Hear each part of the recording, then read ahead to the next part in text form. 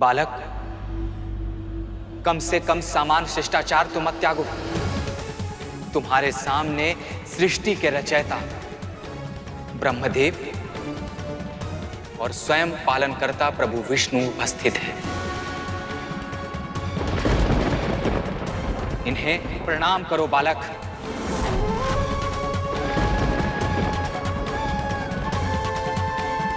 चाहे जो भी हो, पर ये विपक्ष में खड़े हैं, इसलिए शत्रु है ये मेरे।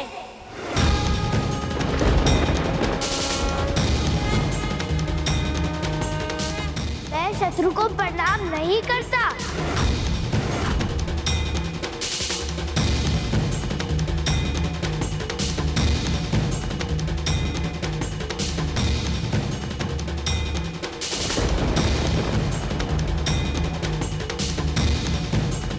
शीघ्र आइए स्वामी, एक शुभ समाचार आपकी प्रतीक्षा कर रहा है। मुझे पूरा विश्वास है कि उसे देखकर आपके मुख पर प्रसन्नता के सहस्त्रों सूरज जगमगा उठेंगे।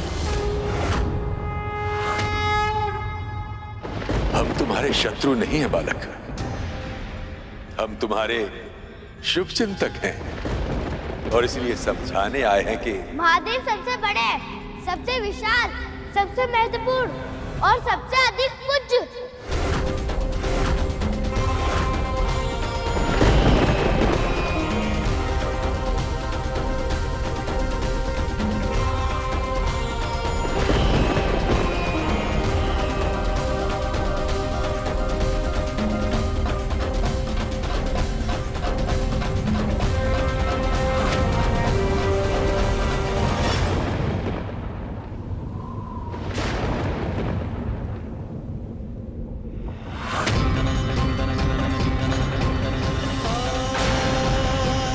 अवश्य ही हवा से बुझी होगी ये दीपक। अब तो मेरे प्रभु पुनः लौट रहे हैं, अब कुछ भी अशुभ नहीं हो सकता है।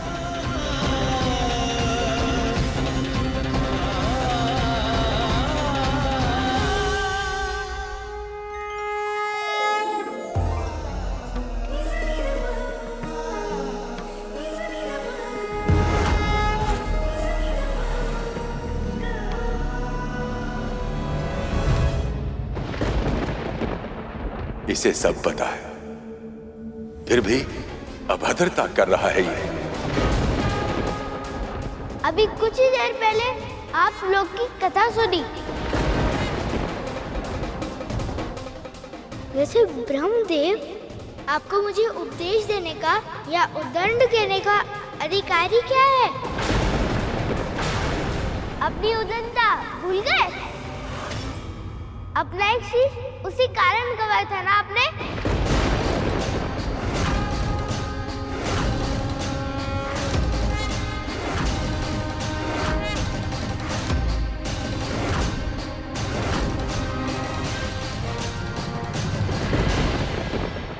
ब्रह्मदेव का अपमान करके ये बालक उचित नहीं कर रहा है। यदि इसने अपनी वाणी पर विराम नहीं दिया तो प्रभु विष्णु इसे कभी क्षमा नहीं करेंगे। क्षमा करना तो दूर, मुझे तो भय है कहीं प्रभु उसे कठोर दंड न दे दे। ये सब मेरे कारण ही हो रहा है माँ। यदि उस समय मैंने शनिदेव को रोक लिया होता तो उनकी दृष्टि इस बालक पर नहीं पड़ती और उसमें ना मेरा हित होता और ना उस बालक का। मैंने उस बालक को दृष्टि मात्र देख लिया और मेरे इस अपराध के लिए माँ पार्वती ने मुझे ऐसा दंड दिया कि मैं अब कभी ठीक से चल भी नहीं पाऊंगा। मुझे क्षमा कर दीजिए माँ। तो सोचिए देवी, यदि प्रभु विष्णु ने उस बालक के साथ कठोरता दिखाई या उसे कोई दंड दिया तो माँ पार्वती क्या करेंगी?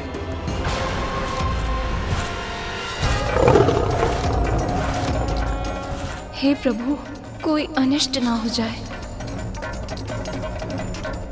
तुम सत्य कह रहे हो बालक। अपनी उदंडता और अपने अभिमान के कारण ही मैंने अपना एक शीश गंवा दिया था। विनम्रता और ज्ञान का पाठ इतना कठोर दंड सहने के बाद ही सीख पाया हूं मैं। किंतु तुम्हें यह करने की आवश्यकता नहीं है। हठ नहीं किया करते, हठ छोड़ दो और अपनी भूल स्वीकार करके इन सभी से क्षमा मांग लो। क्षमा और मैं कभी नहीं।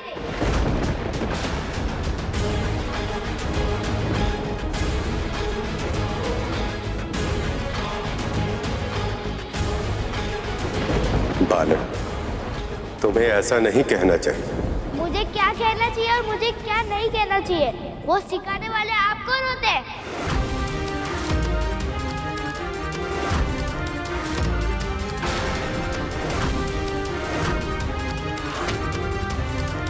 तुम जानते भी हो तुम किसका अपमान कर रहे हो? प्रभु विष्णु इस संपूर्ण जगत के पालन करता है और तुम्हारा जन्म भी इन्हीं के आशीर्वाद स्वरूप हुआ है। तो ये मुझे क्यों नहीं पता? या फिर ये भी संभव है कि आप भीतर प्रवेश करने के लिए असत्य बोल रहे हैं?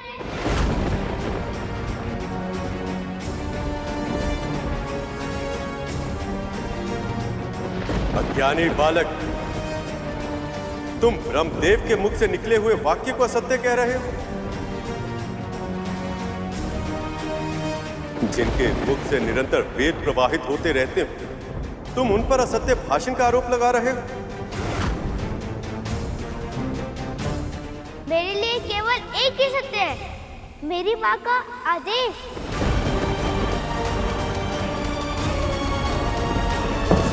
यदि आप सबने मेरे सत्य का सम्मान नहीं किया तो उसका उत्तर ये डंडा देगा।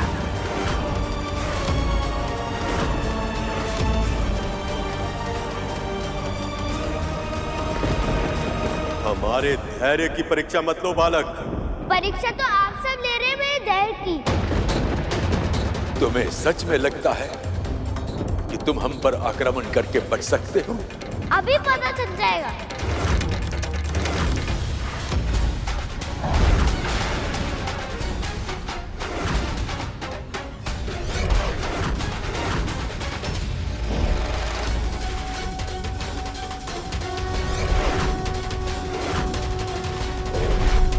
मां शक्ति के दंड के प्रहार से कैसे बचेंगे ब्रह्मदेव?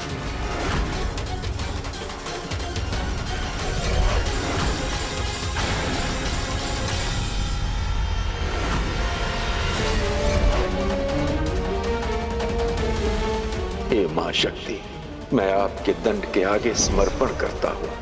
मैं आपके दंड के आगे नतमस्तक हूं।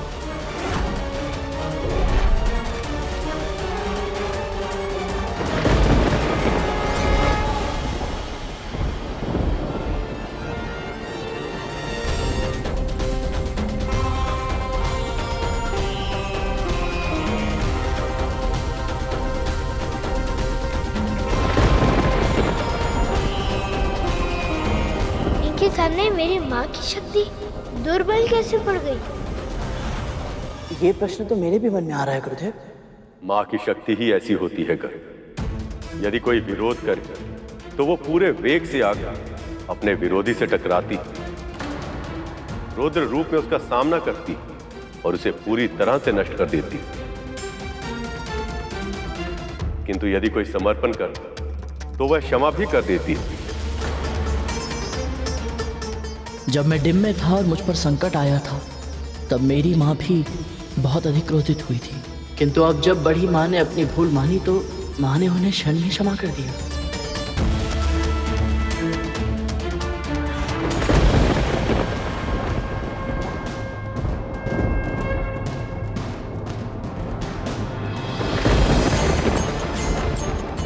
धन्यवाद मां, आपकी कृपा अपरंपार है।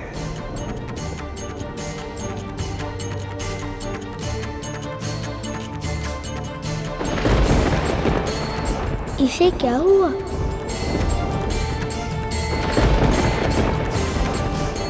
अब समझे बालक, तुम चाहो तब भी हमें हानि नहीं पहुंचा सकते। एक बार असफल हो गया तो इसका अर्थ ये नहीं है कि मैं पराजित हो गया हूँ।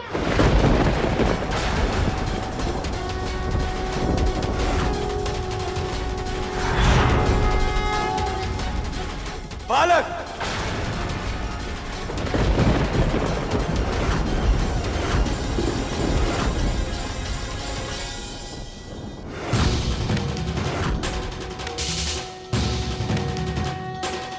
आपकी तर्जनी उंगली देखकर त्राही त्राही करने लगूं, दांत द्रुपद नहीं हुआ है।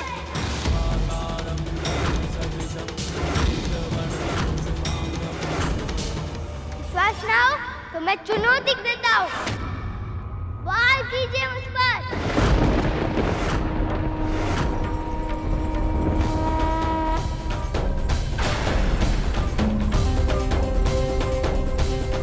वार कीजिए मुझ पर, वार कीजिए मुझ पर, वार कीजिए मुझ पर, वार कीजिए मुझ पर। ये प्रभु विष्णु को चुनौती नहीं बल्कि अपने विनाश को आमंत्रण दे रहा है। ये सब सिर्फ आपके वक्र दृष्टि के कारण नहीं हो सकता स्वामी। अवश्य ही इसके पीछे कोई कारण निश्चित है। हाँ, मुझे बहुत चिंता हो रही है। यदि प्रभु ने अपना संयम खो दिया तो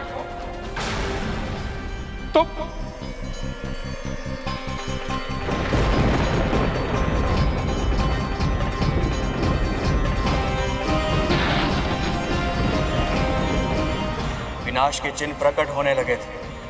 बातों की रचना विकट हो चली थी। बिजली अपना रौद्र रूप दिखा रही थी। ऐसा प्रतीत हो रहा था जैसे संपूर्ण ब्रह्मांड उस बालक को होने वाले अनर्थ का संकेत दे रहा हो। प्रभु विष्णु का क्रोध तो बढ़ता ही जा रहा है नंदी जी।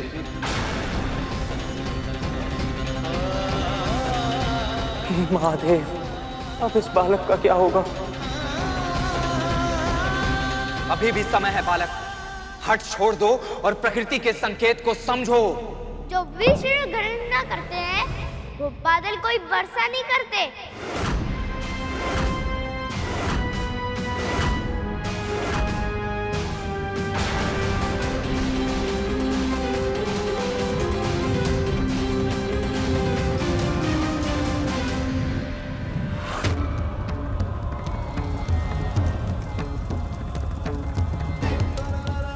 महादेव समाधि में थे, पर अनिष्ट की आशंका से उनके ललाट पर सफेद की बूंद छलक आई थी। ऐसा लग रहा था कि शीघ्र ही वो उनके तीसरे नेत्र तक पहुंच जाएगी और फिर सब समाप्त हो जाएगा।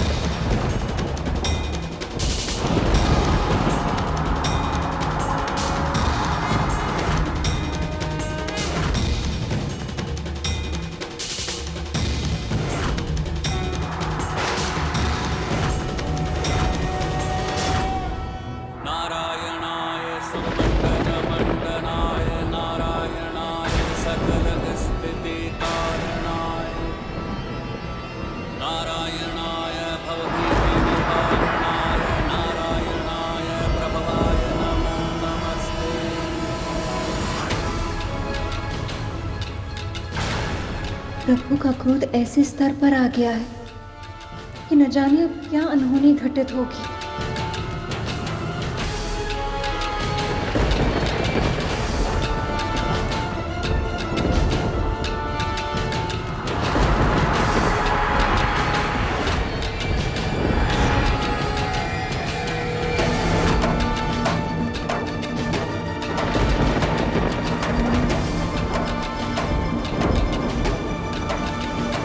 सुदर्शन चक्र,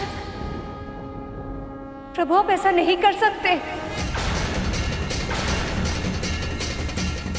एक छोटे से बालक पर आप प्राणघातक अस्त्र नहीं चला सकते, अन्यथा अनर्थ हो जाएगा प्रभु, अनर्थ हो जाएगा।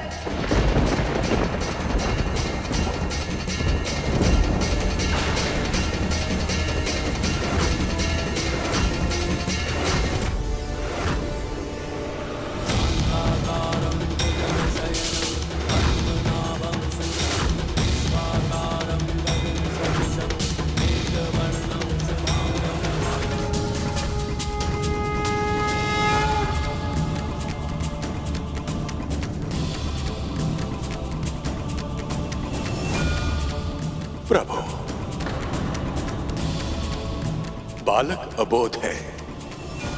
वो नहीं जानता कि उसने किसे चुनौती दी है। मेरी आपसे प्रार्थना है, अपना चक्र वापस ले लीजिए। यह अबोध है प्रभु, इसे क्षमा कर दीजिए। प्रभु, ये आपके ही आशीर्वाद का फल है, इसे क्षमा कर दीजिए। प्रभु, इस बालक को क्षमा कर दीजिए। शायद मेरी वक्र दृष्टि का प्रभाव है इस बालक पर।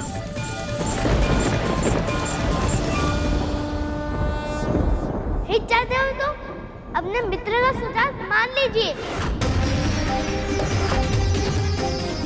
यदि माँ के इस दंड ने आपके चक्र को इस प्रायित कर दिया, जो दुर्गति होगी वो आप सह नहीं पाएंगे। सारा संसार उपवास उड़ाएगा। जो स्वयं इस संसार को बरहार कहते हैं, वो एक बालक से हार गए।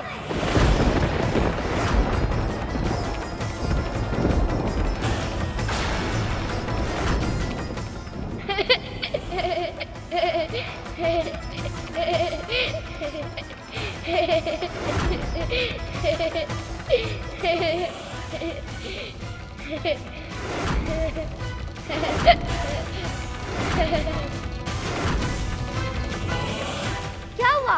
मुझ पे वार करने से भय लग रहा है? तो अब मैं आपका भय दूर कर दूंगा।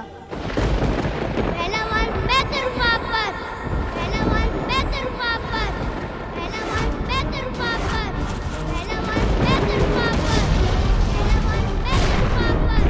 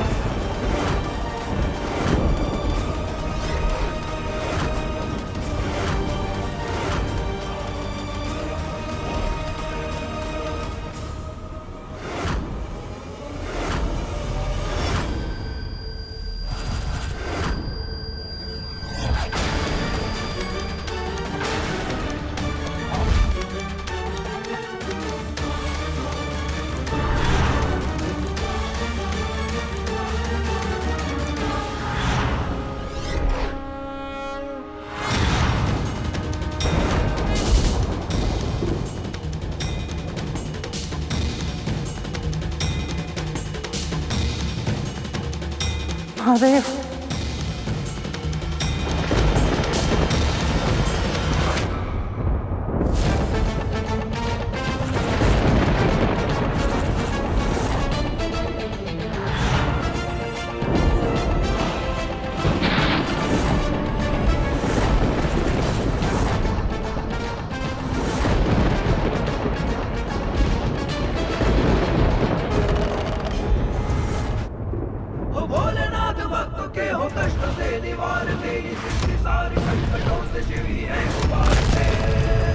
महादेव,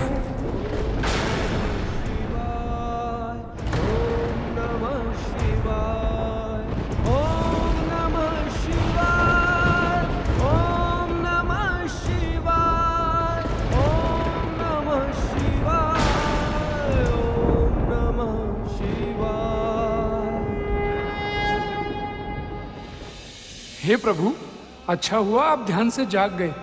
अब आप ही इस परिस्थिति को संभाल सकते हैं।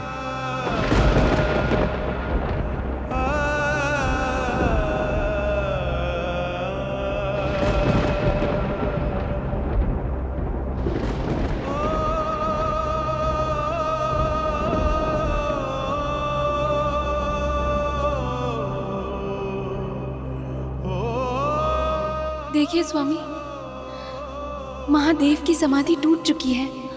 अब वो अपने पुत्र और इस स्थिति को अवश्य ही संभाल लेंगे। मुझे भय है कहीं बहुत देर तो नहीं हो गई, क्योंकि इस बालक ने प्रभु ब्रह्मा, प्रभु विष्णु, अन्य सभी देवता और उनके साथ साथ उन सभी का अपमान भी किया है जो महादेव के प्रिय हैं।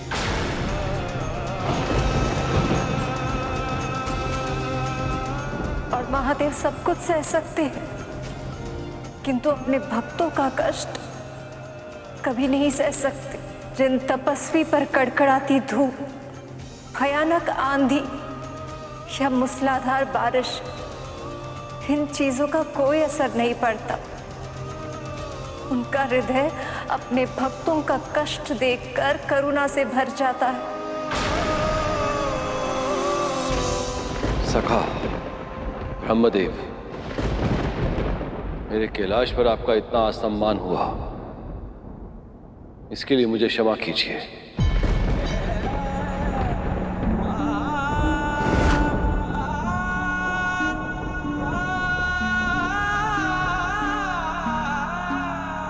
क्षमा तो मुझे मांगनी चाहिए सखा। मैं समय रहते नंद, श्रृंगी और अन्य सभी की रक्षा नहीं कर पाए।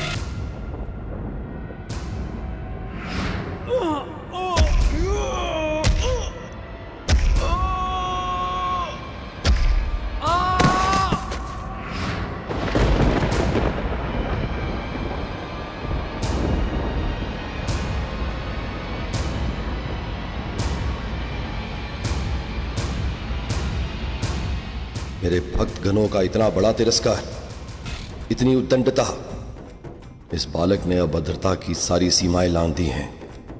अब मुझे इसके अहंकार का अंत करना ही होगा।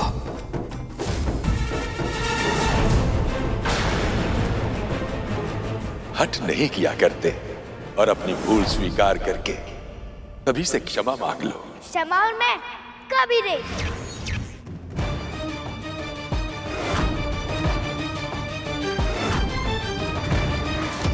बालक, तुम्हें ऐसा नहीं कहना चाहिए। मुझे क्या कहना चाहिए और मुझे क्या नहीं कहना चाहिए, वो सिखाने वाले आप कौन होते हैं? यदि आप सबने मेरे सत्य का सम्मान नहीं किया, तो उसका उत्तर ये डंडा देगा।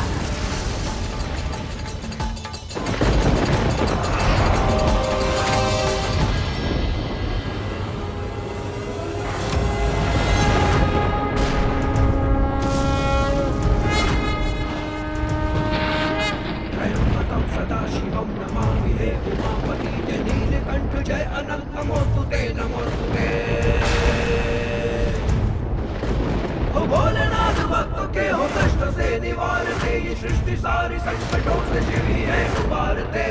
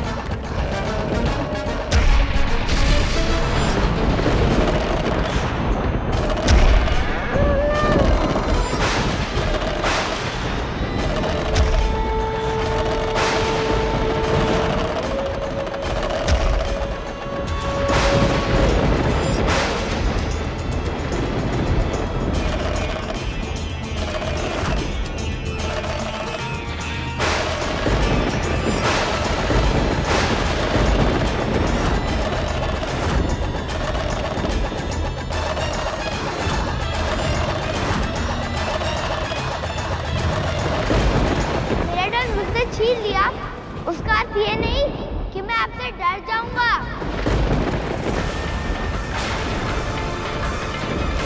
आप सबके लिए मुझे दंड की आवश्यकता नहीं।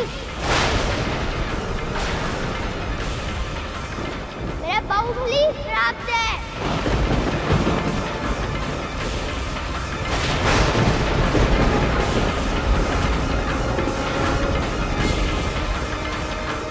तुमने सिद्ध कर दिया कि तुम मंदबुद्धि नहीं कुबुद्धि हो, और अब इस कुबुद्धि के विसर्जन से ही तुम्हारी शुद्धि हो सकती है।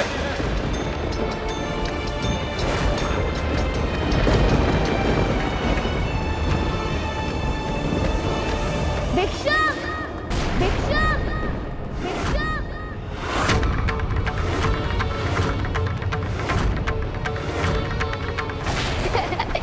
जाकर जल में अपना प्रतिबिंब देखो। कोई भिक्षुक या 2 रुपये रखते हो? जिसे सत्य ज्ञान होगा वो क्या गले में सर्प लेके घूमेगा? कोई गहरा अर्थ नहीं है इस भस्म का, केवल एक ही कारण है, आलस।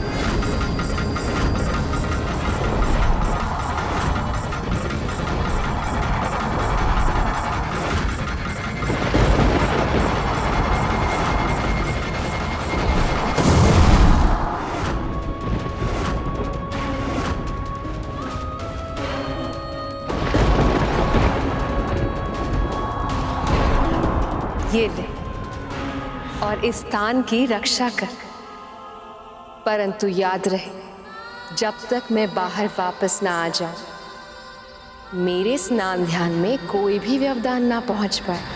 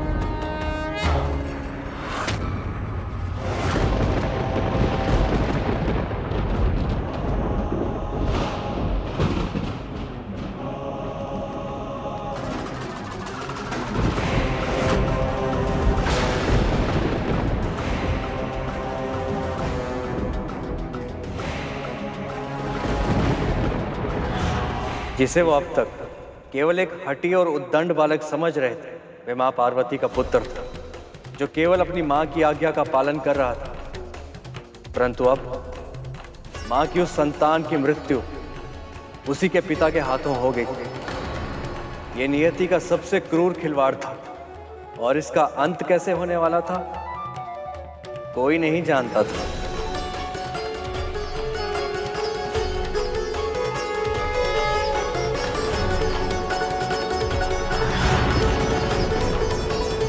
ये बालक बार बार अपनी माँ की बात कर रहा था। कहीं इसकी माँ देवी पार्वती तो नहीं?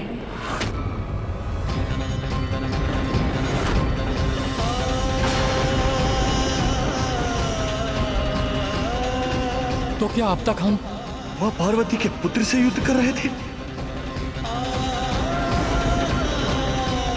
इतना बड़ा अनर्थ कैसे हो गया हमसे?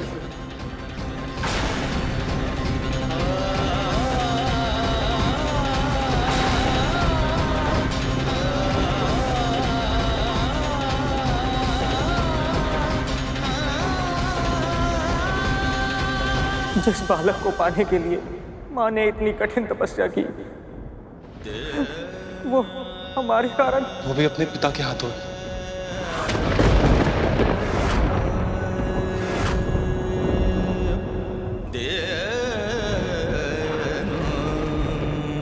जब माँ को ये सब पता चलेगा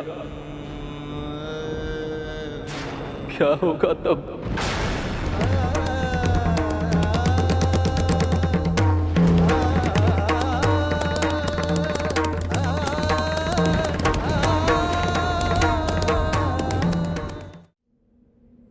नहीं, ऐसा नहीं हो सकता। देवी पार्वती के साथ ये नहीं हो सकता। इतने लंबे समय के बाद, इतने कठोर तपस्या के फलस्वरूप उन्हें ये पुत्र मिला था। काल इतना क्रूर नहीं हो सकता कि वो देवी पार्वती से इतने शीघ्र उनका पुत्र छीन ले।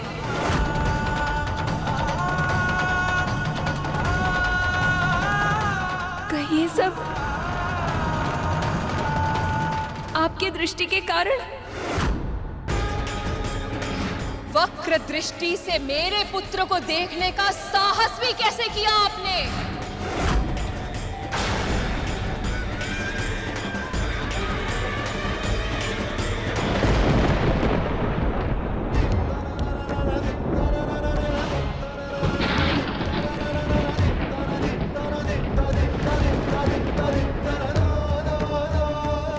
सखा, पार्वती, मुझसे ऐसा कैसे हो गया?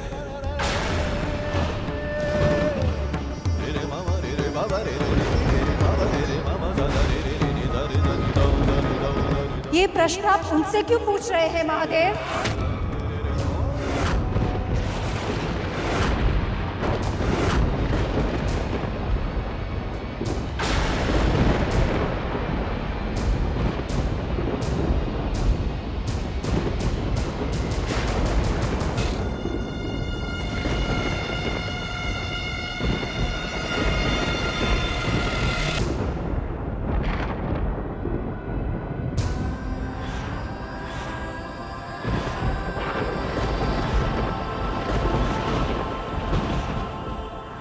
सभी माताओं का धन्यवाद, पर मुझे तो मेरी माँ के दिए हुए लाल फूल ही सबसे प्रिय लग रहे हैं।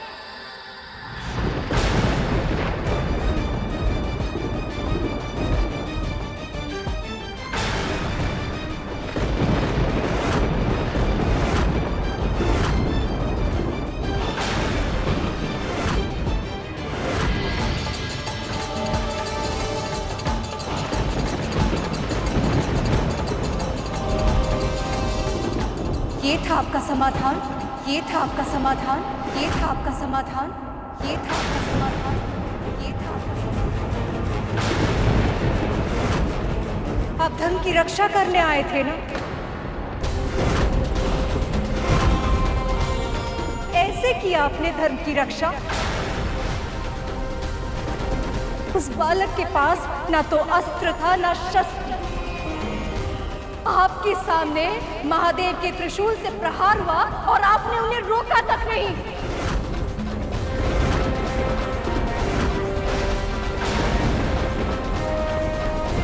क्यों स्वामी? क्यों स्वामी? क्यों स्वामी?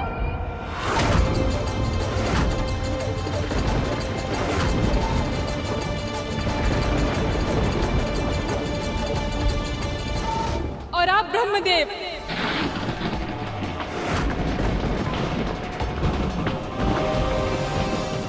आप नारायण को सुदर्शन धारण करने से तो नहीं रोक पाए, तो महादेव को प्रहार करने से कैसे रोकते?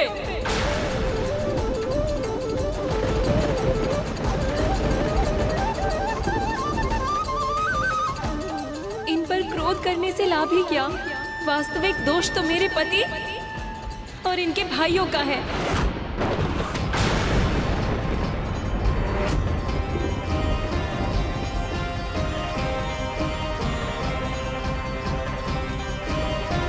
एक बालक ने कुछ देर अपनी शक्ति का प्रदर्शन क्या कर दिया, इन्होंने तो उसे अपना शत्रु ही मान लिया।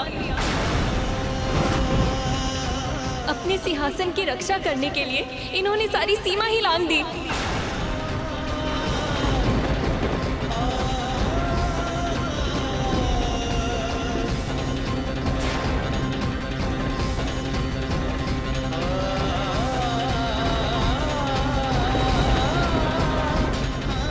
पर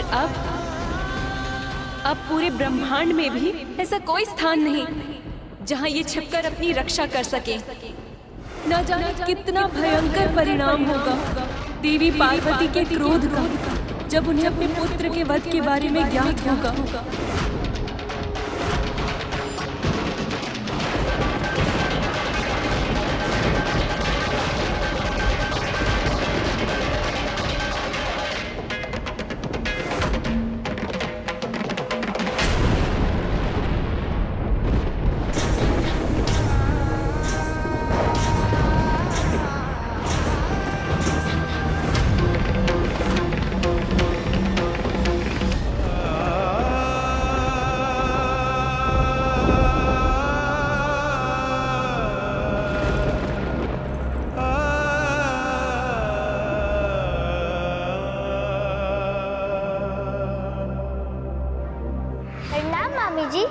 सदा समृद्ध रहो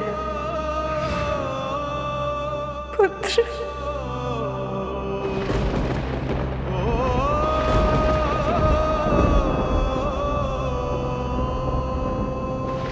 इसका हंसता मुस्कुराता मुख अभी भी मेरी दृष्टि के सामने।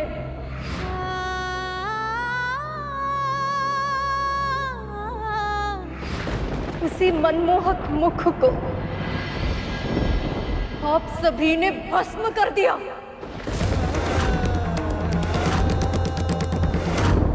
हम सभी से चाहे कितना भी दुलार क्यों न करे, कितना भी स्नेह क्यों न दे, पर इसके लिए सबसे अधिक आकर्षण इसके माँ का आंचल ही था।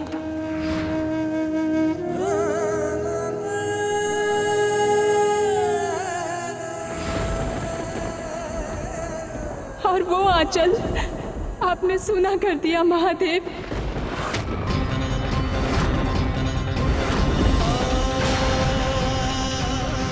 देवी पार्वती की केवल एक ही इच्छा थी कि कैलाश में कोई ऐसा हो जो केवल उनकी आज्ञा का पालन करे, जिसके लिए उनसे अधिक महत्वपूर्ण और कोई भी ना हो। जब देवी पार्वती को पता चलेगा कि उनकी केवल एक इच्छा के कारण उनके पुत्र के प्राण चले गए, तो क्या प्रतिक्रिया होगी उनकी?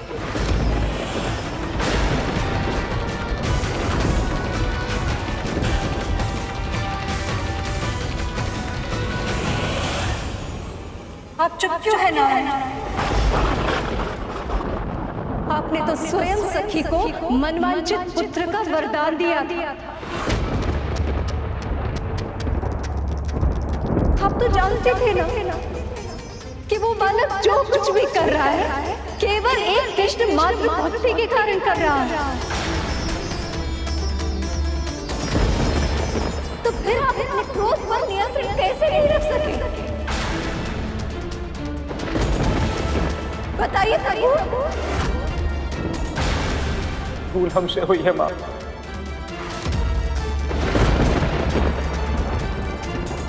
यदि हम भी महादेव की तरह प्रतीक्षा कर लेते तो। नंदी, अपने स्वामी के भूल का दोष अपने ऊपर लेने का प्रयास मत करो। तुम सब नहीं जानते थे कि ये बालक कौन है, इसके पास इतनी शक्ति कैसे आई। पर त्रिदेव को तो सारा ज्ञान था।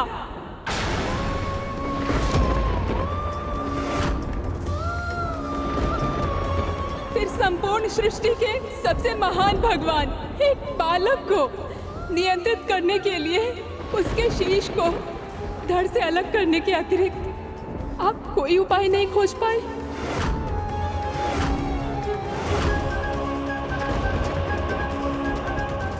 आप सभी पिता अपने बालक को दंड देते समय इतने कठोर कैसे हो सकते हैं?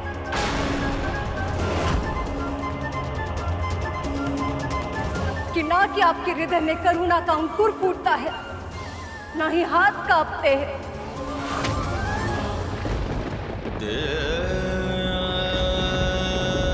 ये तो सब जानते हैं कि माँ एक शीतल छाव होती है और पिता धूप। किंतु आज ये धूप इतनी तीव्र कैसे हुई कि एक अंकुर को पनपने से पहले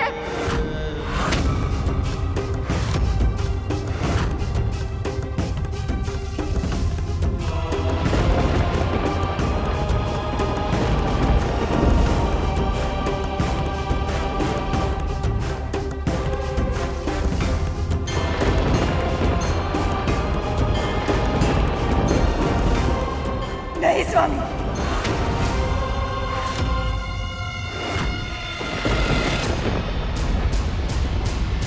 आज नहीं।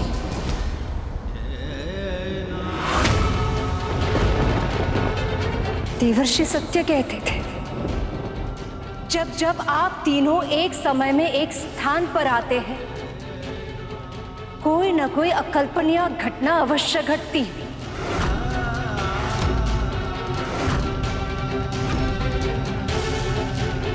और आज यह जो कुछ भी हुआ है वो कल्पनीय घटना का अंत नहीं है। आज आपने एक मां को उसके पुत्र से अलग किया है और संसार में कोई भी मां अपने संतान की रक्षा के लिए दुर्गा का रूप लेती है।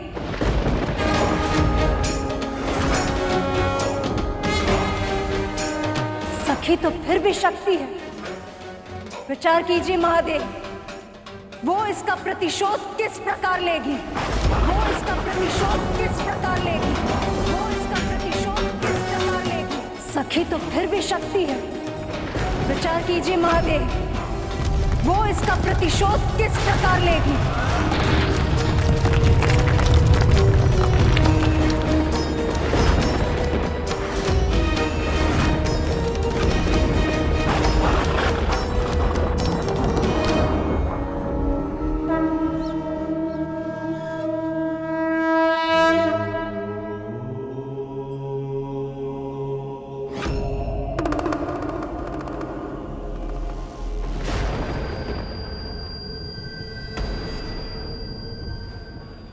ये बेलपत्र कैसे जल गया?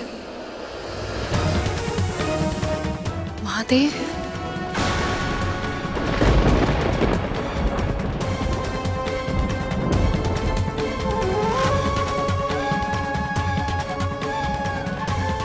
शक्ति ने जब एक साधारण दंड में अपना अंश डाला, तब आप में से कोई भी उसका सामना नहीं कर पाया।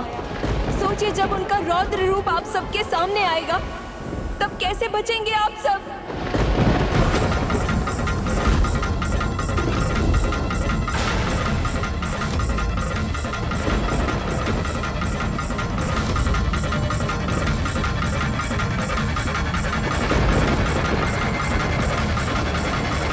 महादेव, आ गए आप?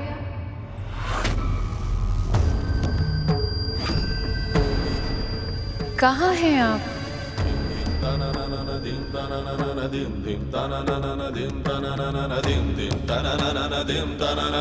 इतना विलंब क्यों हो रहा? स्वयं जाकर देखना हमको।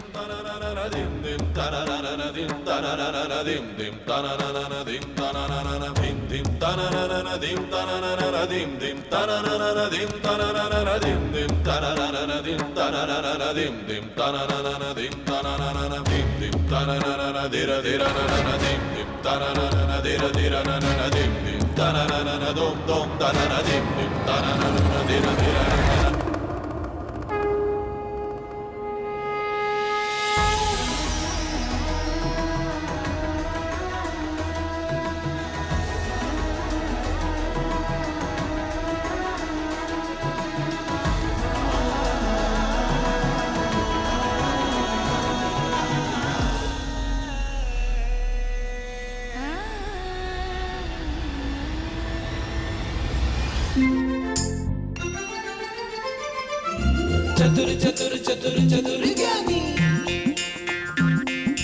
चतुर चतुर चतुर चतुर ज्ञानी।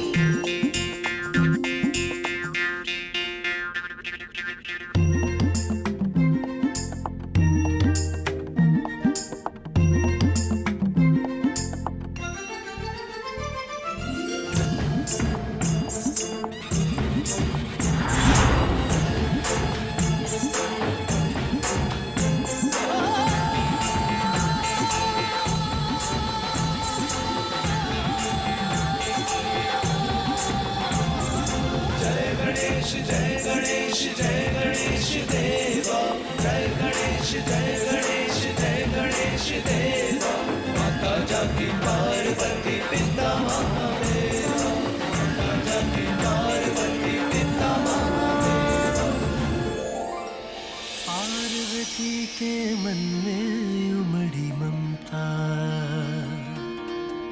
माँ की गोद में आए विघन हरता। पार्वती के मन में उमड़ी ममता, माँ की गोद में आए विघन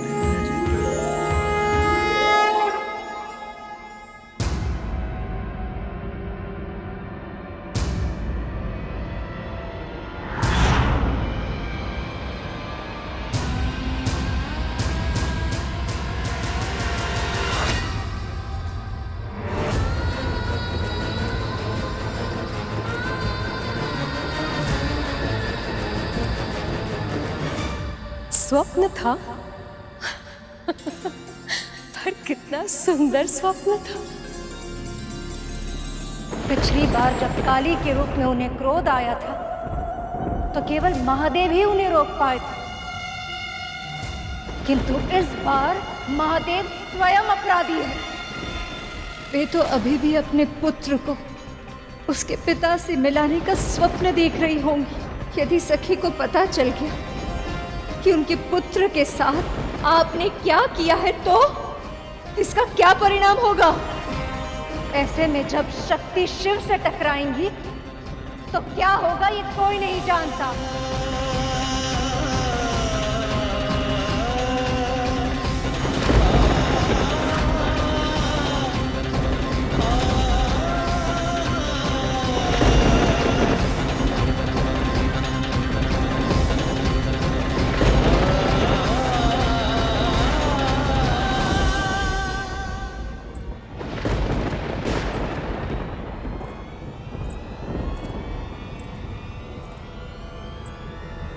जब से वो बालक सखी के गोद में आया था, उनके मन में एक ही कामना थी, बस एक ही बात सोच सोचकर वो पुलकित थी कि शीघ्र से शीघ्र वो अपनी प्रसन्नता आपके साथ बांटे। किंतु अब जब उन्हें ये पता चलेगा कि उनके पति ने ही उनके पुत्र के प्राण लिए हैं, तो वो इस बात पर कैसे विश्वास करेंगी? बताइए महादेव,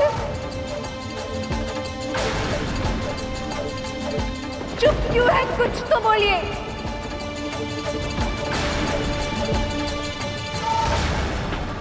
कुछ तो बोलिए महादेव, कुछ तो बोलिए महादेव, कुछ तो बोलिए महादेव, कुछ तो बोलिए महादेव, कुछ तो बोलिए महादेव।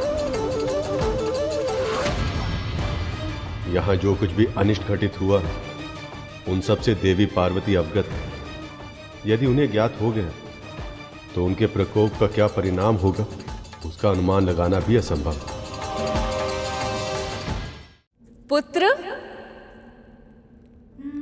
पुत्र, कहाँ है तू? पुत्र,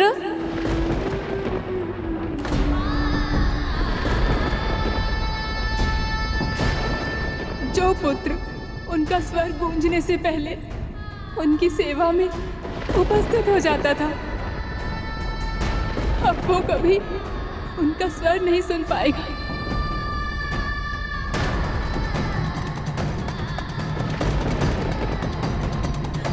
उनके पुकारने पर अब वो कभी दौड़कर नहीं आ पाएगा।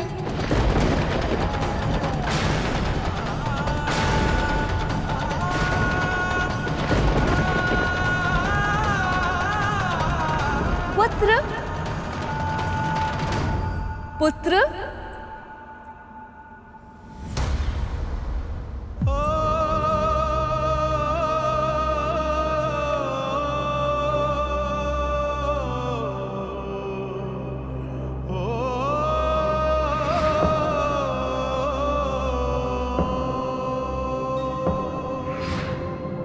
ये बालक भी ना फल भी आधा ही खाया है। अवश्य तीव्र भूख लगी होगी, तभी मोदक खाने चला गया होगा। उसे मेरे हाथ के बने मोदक बहुत अच्छे लगे थे। पुत्र,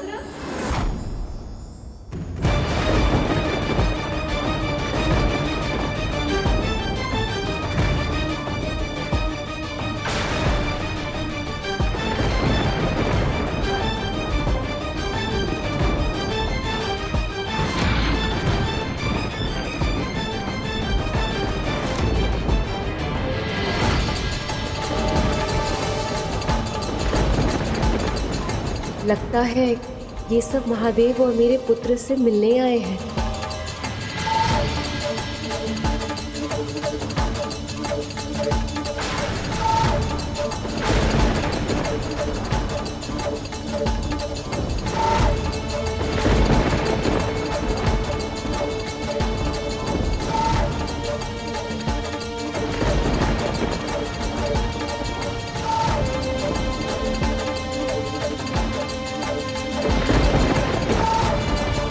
आप सब यहाँ? समझ गई, निमंत्रण की प्रतीक्षा नहीं हुई इसीलिए चले आए ना?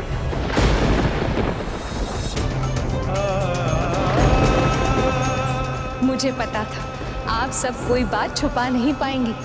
अपने अपने पति को मेरे पुत्र के जन्म की सूचना दे ही दी।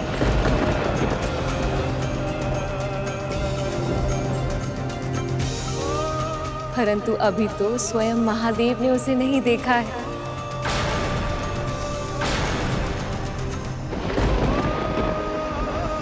पर वो है कहाँ?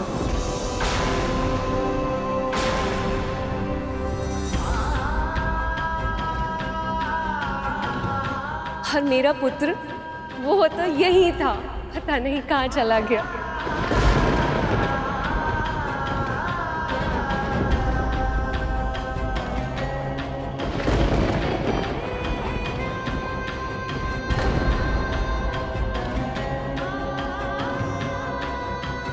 क्या हुआ?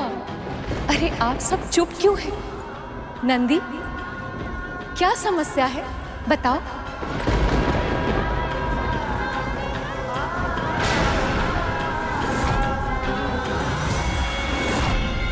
तुम दोनों को ये चोट कैसे पहुंची?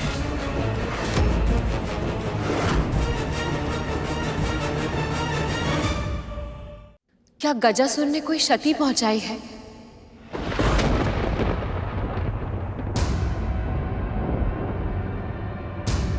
आखिरकार उसमें इतनी शक्ति कैसे आई कि वो तुम दोनों की ये दशा कर सके?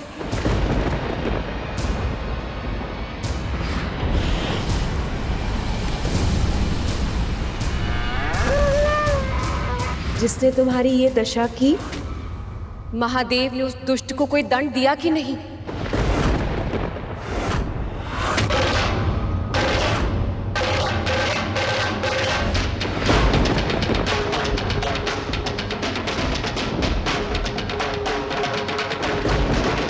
जो तुम दोनों के साथ ऐसा व्यवहार करे, उसे जीवित रहने का कोई अधिकार ही नहीं है।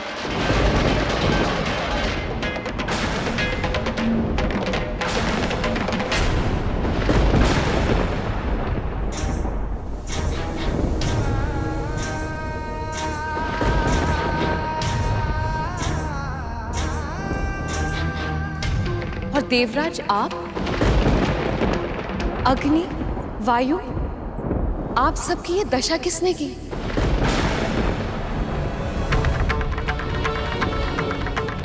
क्या गजमुखासुर अपने भाई की मृत्यु के बाद और अधिक आतंक फैला रहा है? इसीलिए आप सब चिंतित हैं।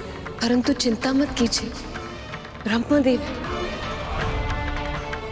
उन्होंने अवश्य किसी न किसी को रचा होगा जो उस दुष्ट से इस संसार को मुक्ति दिलाएंगे।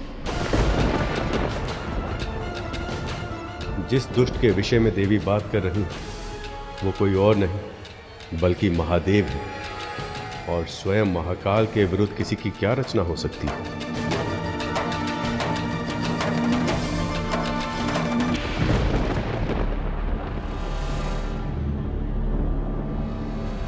न जाने सखी पार्वती का क्रोध क्या रूप ले लेगा जब उन्हें ये ज्ञात होगा कि स्वयं महादेव ने ही उनके पुत्र का सर धड़ से अलग कर दिया है। और वैसे भी भैया विष्णु के होते हुए आपका या किसी भी पुण्य आत्मा का कोई अहित कैसे हो सकता है भला?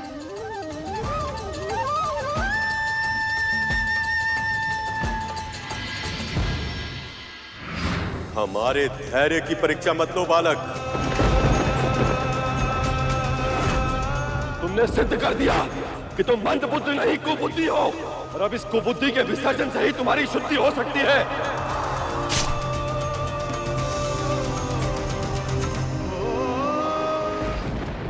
भैया, आपका धन्यवाद ही मैं कैसे करूं? सत्य तो ये कि जब मैंने पुत्र प्राप्ति की कामना की थी तब मुझे आभास भी नहीं था कि आपकी कृष्ण रूप की छवि वाला बालक इतना मनोहर होगा।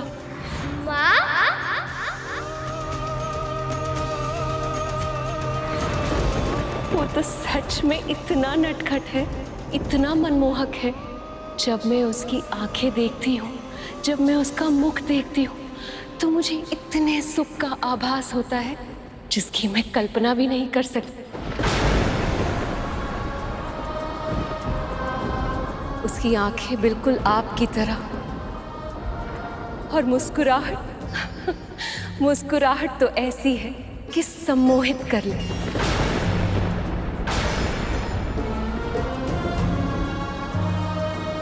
पता है, जब उसने मुझे पहली बार माँ कहकर पुकारा था तो मेरे हृदय को पूर्णता का आभास हो, ऐसा आभास जैसा मुझे पहले कभी नहीं हुआ।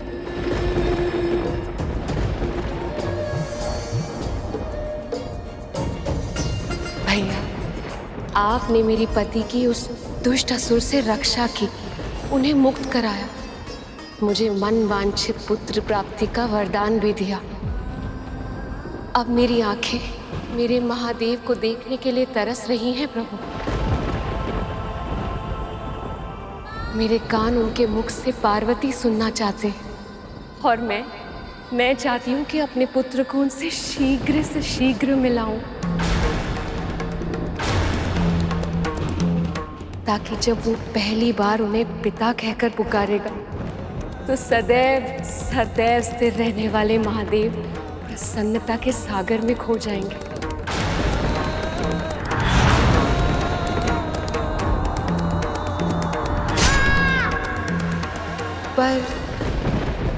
वो है कहाँ?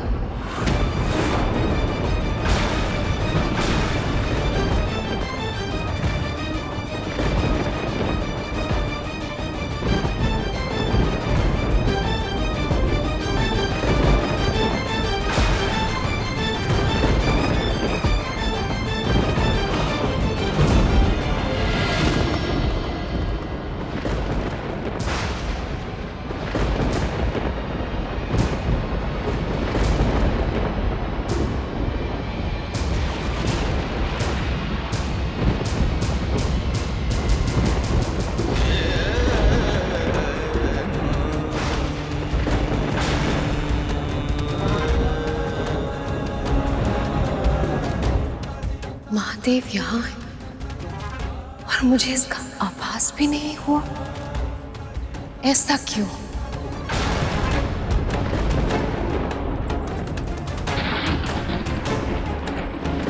महादेव, आप मुझसे मुख फेर कर क्यों खड़े हैं?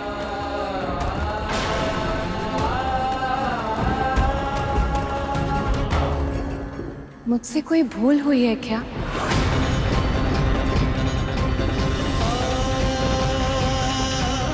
एक बार मेरी ओर देखिए तो सही।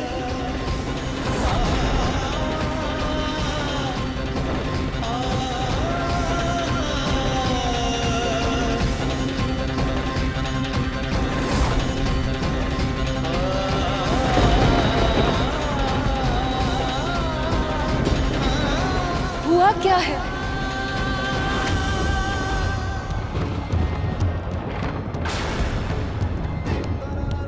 जिस पार्वती को निहारे बिना आपको एक क्षण की शांति नहीं मिलती, आज आप उसको देखना तक नहीं चाहते।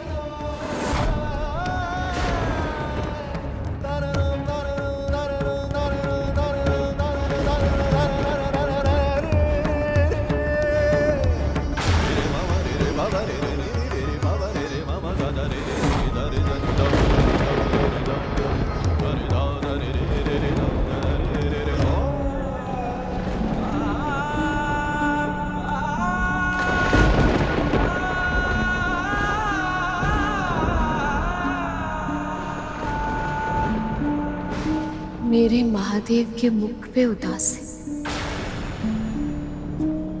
ये कैसे संभव है? हमेशा स्थिर रहने वाले महादेव आज विचलित क्यों हैं?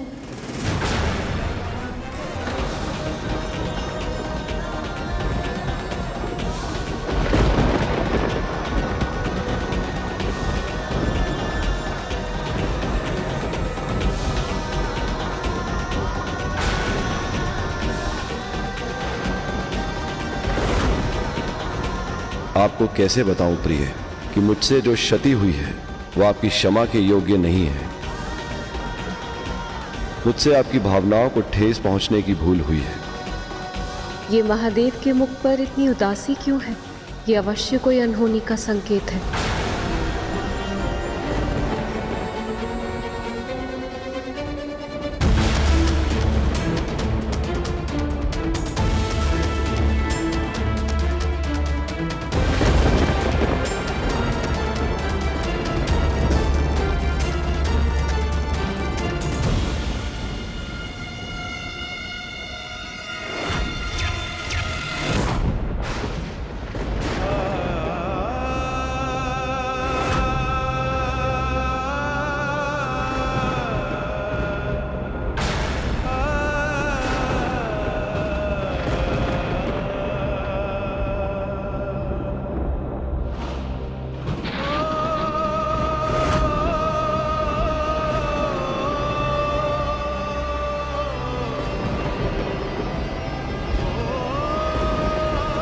ये आपकी लीला है या कोई अनर्थ का संकेत है? ये अवश्य संसार के कल्याण के लिए महादेव का परोपकार है। किंतु माँ की पीड़ा, काश मैं उनकी पीड़ा को ग्रहण लगा सकता।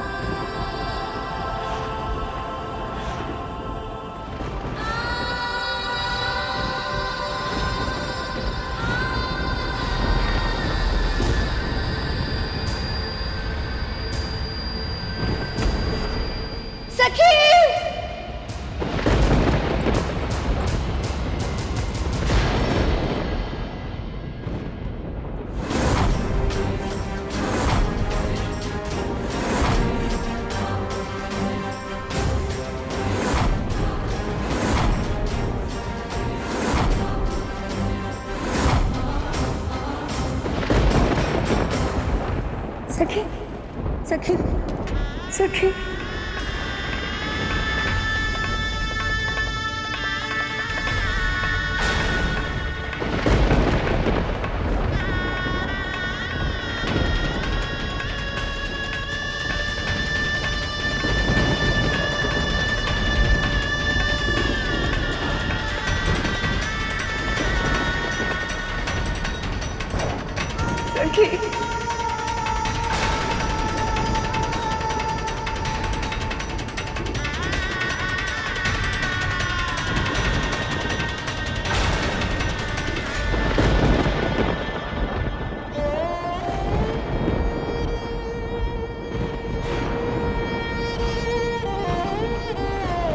किसने किया?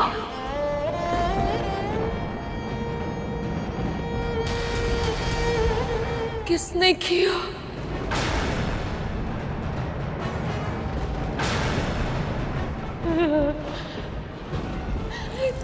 किसने किया ये? किसने किया ये?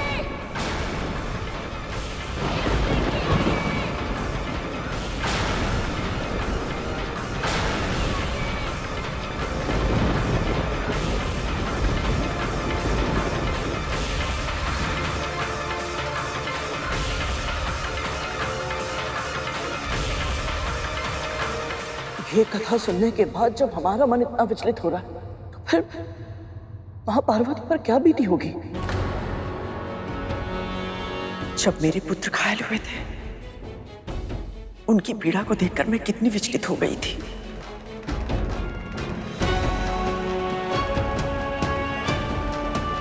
मैं समझ सकती हूँ कि देवी पार्वती की पीड़ा कितनी अधिक होगी।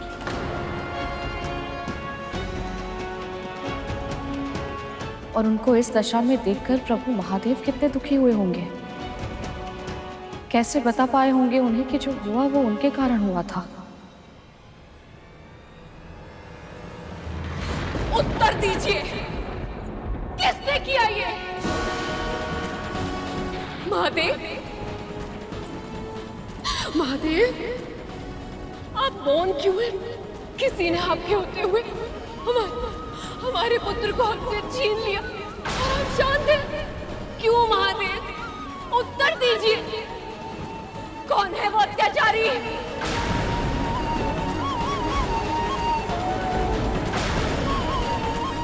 आप सबको क्या लगता है, यदि आप मुझे सत्य नहीं बताएंगे तो क्या मुझे सत्य का पता नहीं चलेगा? शक्ति स्वरूपा हूं मैं, ऐसा कोई सत्य नहीं है जो मुझसे छुपा रह जाए।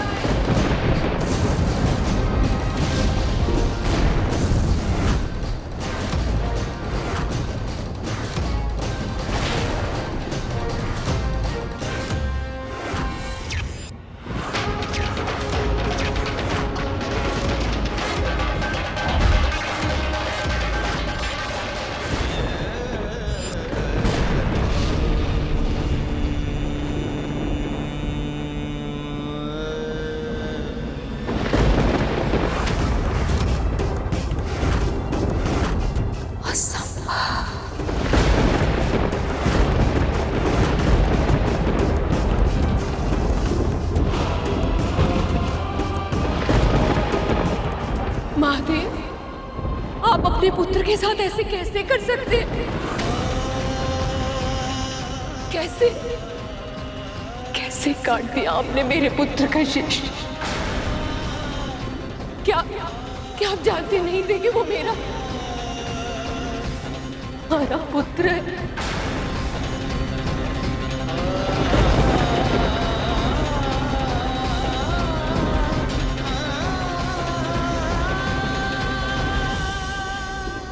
वो पुत्र जिसे पाने के लिए मैं वर्षों से तड़प रही थी।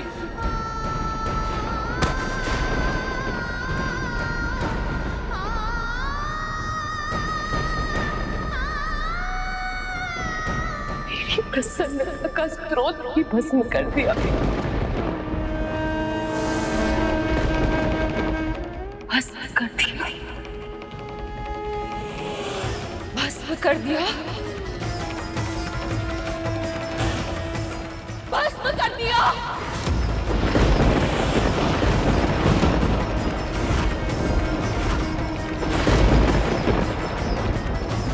आदि शक्ति हूं मैं। महाशिव को मैंने अपना वर चुना था। जब तारकासुर के वध के लिए इस सृष्टि को शिव और शक्ति के पुत्र की आवश्यकता थी, तब मैंने उस रूप में इनसे दूर जाने के बाद सती के रूप में अवतरित हुई।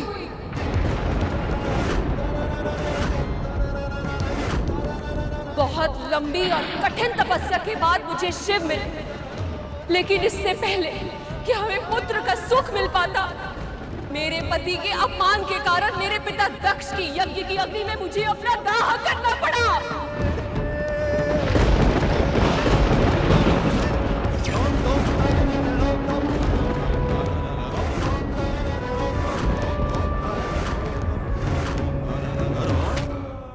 अब तक वो जलन मुझे अनुभव होती है। क्यों अग्नि? स्मरण है तुम्हें मेरी वो तड़प, मेरी चित्कार? स्मरण है या भूल गए?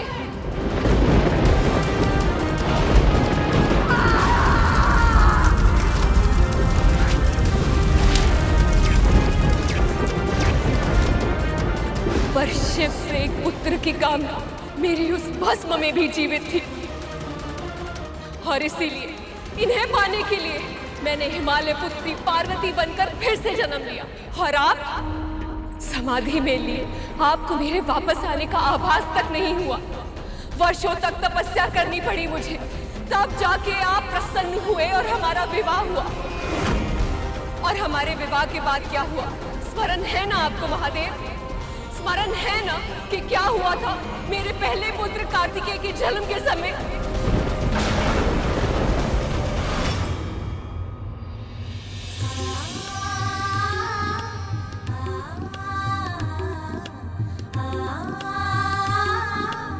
पुत्र, आज से ये तुम्हारा अस्त्र होगा। प्रभु, अभी तो केवल ये बालक है। इसका जन्म ही तारका के वध के लिए हुआ है। पुत्र, प्राणियों की रक्षा के लिए तुम्हें भारत के दक्षिणी भाग में जाना होगा। जो आज्ञा पिताजी। प्रस्थान करो। आशीर्वाद दीजिए पिताजी, आशीर्वाद दीजिए मां।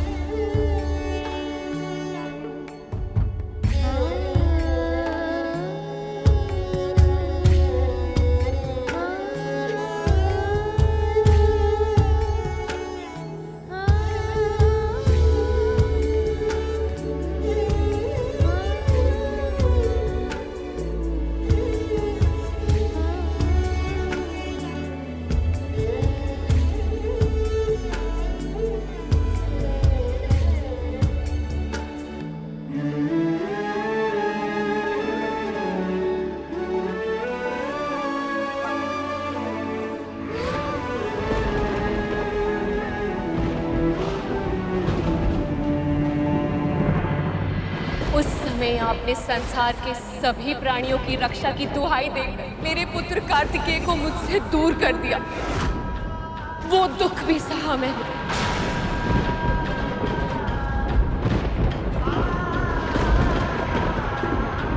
पर मेरे मन में एक पुत्र को दुलार करने की इच्छा और भी अधिक प्रबल हो गई।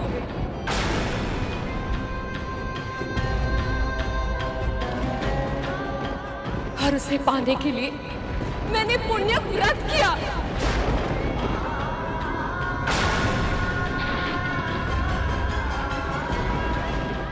आपने तो स्वयं मुझे मनवांछित पुत्र का वरदान दिया था, फिर मेरा पुत्र मुझसे क्यों छिन जाने दिया प्रभु?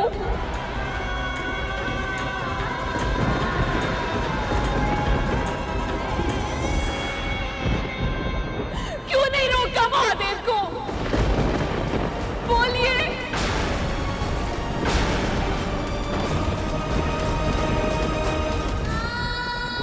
और आप ब्रह्मदेव, आपने भी कुछ क्यों नहीं कहा?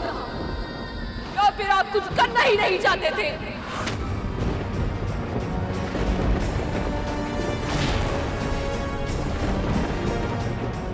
इस सृष्टि के आरंभ में आपने ब्रह्मदेव का अहंकार दूर करने के लिए काल भैरव का रूप लेकर उनका शीश काट दिया था।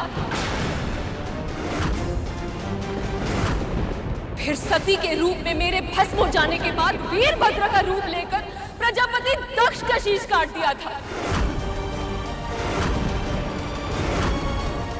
अपने शक्ति प्रदर्शन के लिए आपको शीश काटने के अतिरिक्त और कुछ आता है या नहीं? और कुछ आता है या नहीं? और कुछ आता है या नहीं? और कुछ आता है या नहीं? उत्तर दीजिए महादेव। आप सर्वशक्तिमान हैं, ईश्वर, तो क्या किसी का भी शीश काट देंगे, चाहे वो आपका अपना पुत्र ही क्यों ना हो? क्यों महादेव, क्यों? उत्तर दीजिए मेरे प्रश्न का। क्या अपराध था मेरे पुत्र का? कौन सा पाप किया था उसने? किसी का अहित किया था जो सब पर उपकार करने वाले, असुरों तक को वरदान देने वाले भोले भंडारी ने एक अन्य से बालक को इतना कठोर दंड दे दिया। उत्तर दीजिए ना महादेव, उत्तर दीजिए ना महादेव, उत्तर दीजिए ना महादेव, उत्तर दीजिए ना महादेव।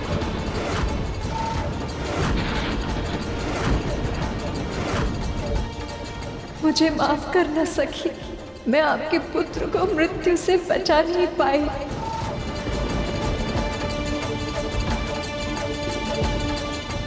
मैं आपकी खामोशी की वजह समझ सकता हूं सर। आपने तो मुझे हत्या के दंड से बचा लिया, लेकिन खुद देवी पार्वती के दोषी बन गए। उत्तर दीजिए ना महादेव।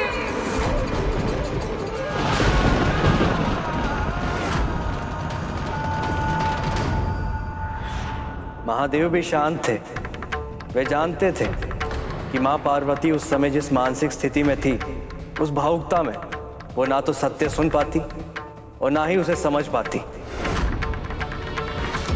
इस संसार में सबसे अधिक भयानक कुछ है तो वह एक स्त्री का आक्रोश, वो भी तब जब प्रश्न उसकी संतान का हो। और फिर शिव से प्रश्न करने वाली कोई साधारण स्त्री नहीं थी। आदि शक्ति का स्वरूप स्वयं मां पार्वती थी।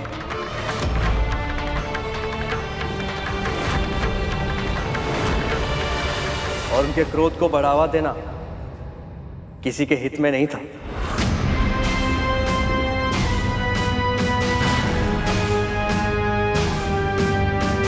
फिर क्या हुआ गुरुदेव? वो ही जो माता पिता को झगड़ा करते देखकर संतानों के साथ सदैव होता है। माँ, हमसे भूल हो गई माँ। कैसी भूल?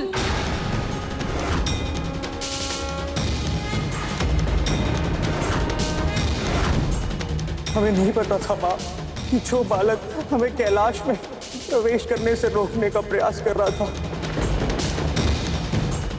वो आपका पुत्र है।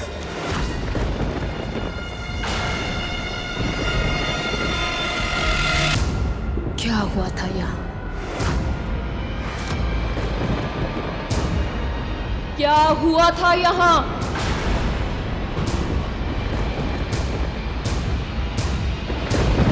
मैंने पूछा क्या हुआ था यहाँ?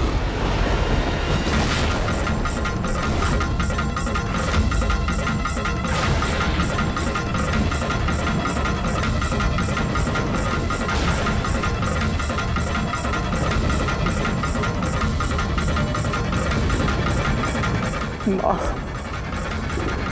इसने महादेव को भीतर जाने से रोका था। ठहरिए, बाकी आगे है कि जब तक वो स्वयं बाहर ना आ जाए तब तक किसी को भीतर जाने की अनुमति ना दूं।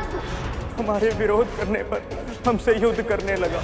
अब तुम्हें दंड देना ही होगा।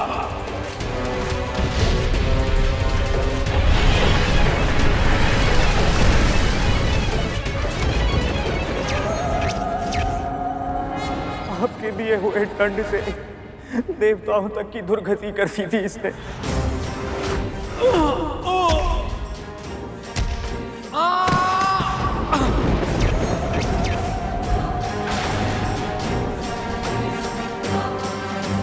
जब ब्रह्मदेव और प्रभु नारायण ने इसे रोकना चाहा, इसने उन्हें भी अपमानित किया।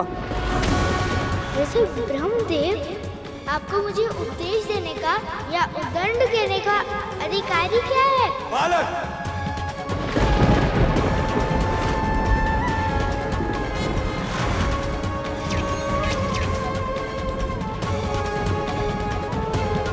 महादेव आए और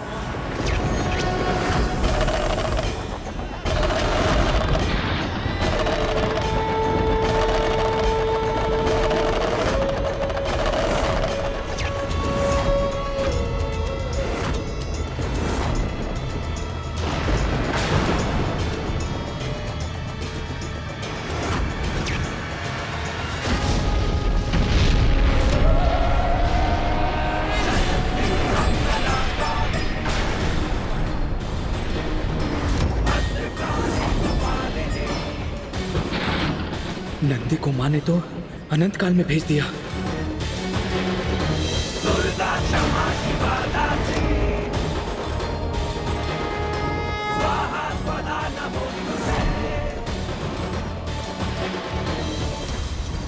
यदि मेरे पुत्र ने मेरे कहने पर आप सबको कुछ क्षण के लिए भीतर प्रवेश नहीं करने दिया, मेरी आज्ञा का पालन किया, केवल इसलिए आप सब दिव्य पुरुष मिलकर उस नन्हे से बालक से युद्ध करने के लिए तत्पर हो गए।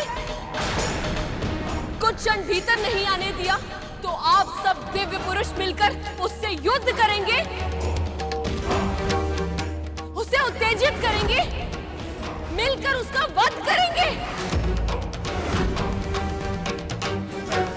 यदि कुछ देर के लिए रोक रहा था तो रुक जाते, मैं पूजा समाप्त करके बाहर आने ही वाली थी। उस नन्हे से बालक की सबसे परिचय करा देती, लेकिन इस पूरे संसार की धैर्य की परीक्षा लेने वाले स्वयं धैर्य नहीं रख पाए। क्या अपराध था उस बालक का? क्या इंद्र का पद मांग रहा था या ब्रह्मदेव का पद छीनना चाहता था वो?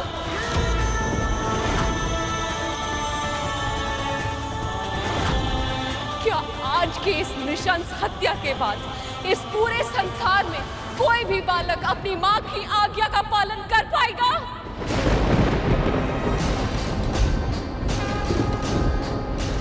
क्या इस पूरे ब्रह्मांड में कोई भी बालक अपनी मां के मुख से निकले हुए शब्द की रक्षा के लिए किसी के विरुद्ध खड़े होने का साहस जुटा पाएगा?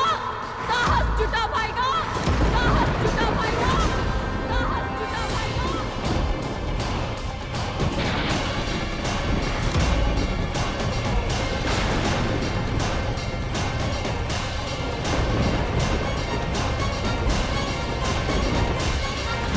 जब तक ये कथा मैं प्रभु विष्णु के पक्ष से सुन रहा था, मुझे बस यही लग रहा था कि उस बालक को उसकी उद्दंडता का दंड मिलना ही चाहिए था।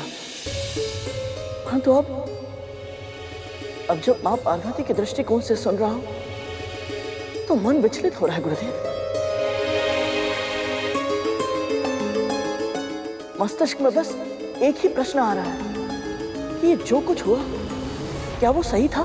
इसलिए हर विषय को उसकी संपूर्णता में समझना चाहिए कर, और उसके लिए आवश्यक होता है उसे हर दृष्टिकोण से देखना, जानना और परखना। जो हुआ वो क्यों हुआ,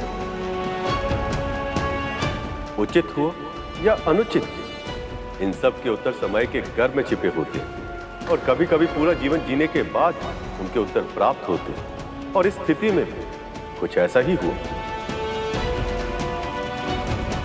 मां पार्वती का दुख अविश्वास से क्रोध, क्रोध से क्रंदन और क्रंदन से फिर रौद्र अवस्था में पहुंचने वाला था।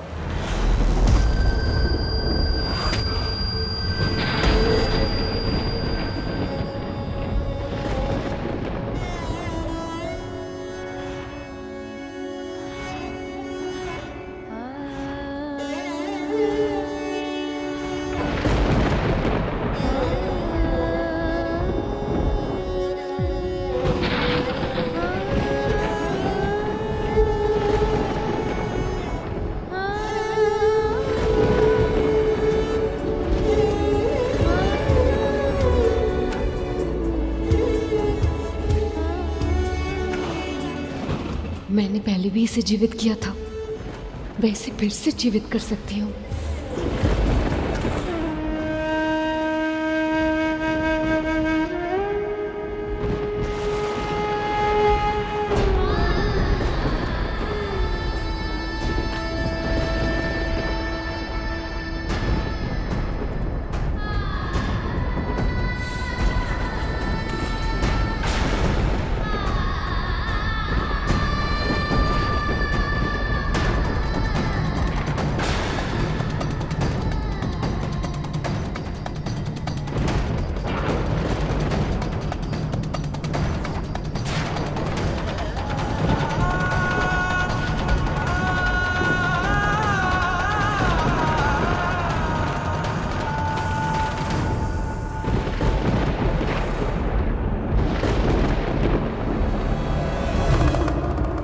असंभव प्रयास मत कीजिए प्रिय।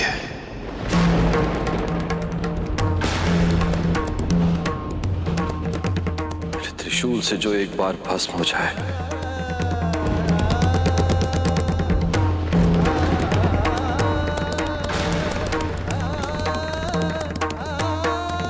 उसमें फिर से प्राण नहीं आ सकते।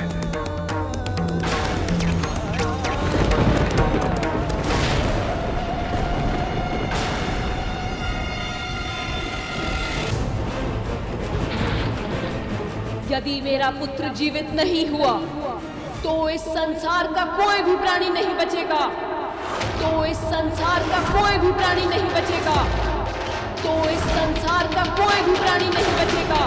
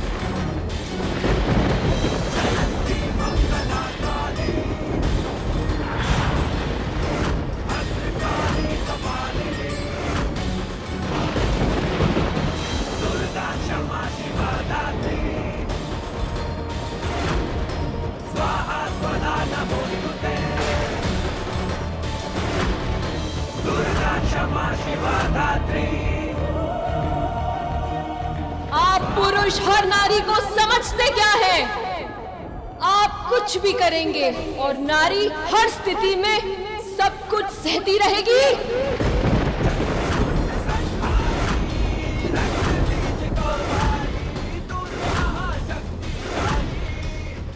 भ्रम में है आप। यदि एक नारी संसार को जन्म दे सकती है तो वो संसार को नष्ट भी कर सकती है।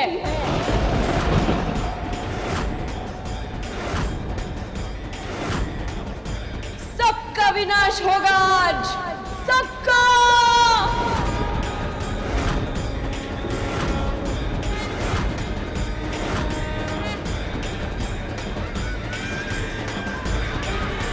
यदि मेरे पुत्र को जीवन का वरदान नहीं मिलेगा तो मृत्यु ने सबका वरण करेगी आज, तो मृत्यु ने सबका वरण करेगी आज, तो मृत्यु ने सबका वरण करेगी आज।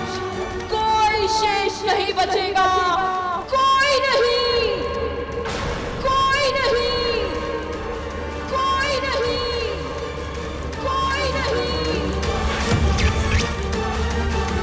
महादेव, महादेव कुछ कीजिए, माँ को रोकिए, नहीं तो इस सृष्टि नष्ट हो जाएगी। महादेव रक्षा कीजिए प्रभु, रक्षा कीजिए, माता पार्वती के गौरव से रक्षा कीजिए प्रभु, रक्षा कीजिए।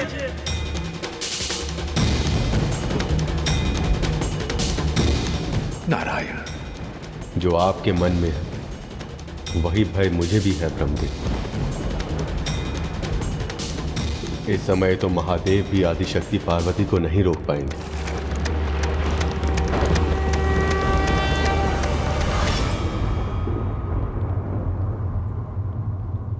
देवी, अब आप ही अपनी सखी को समझाइए, रोकिए इन्हें।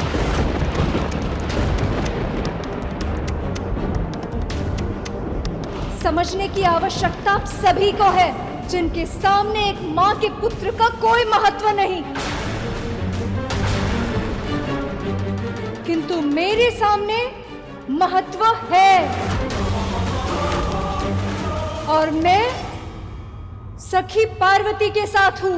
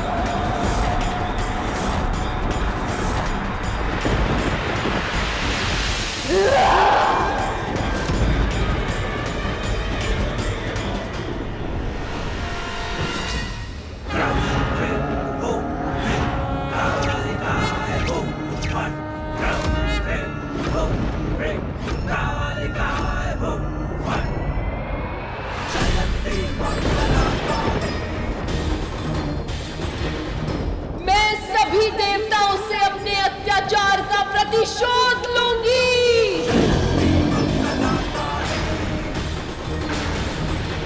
जिन्होंने मेरे पुत्र का जीवन असमय ही समाप्त कर दिया, उन सभी 33 कोटि देवताओं का अस्तित्व ही इस संसार से मिटा दूंगी मैं।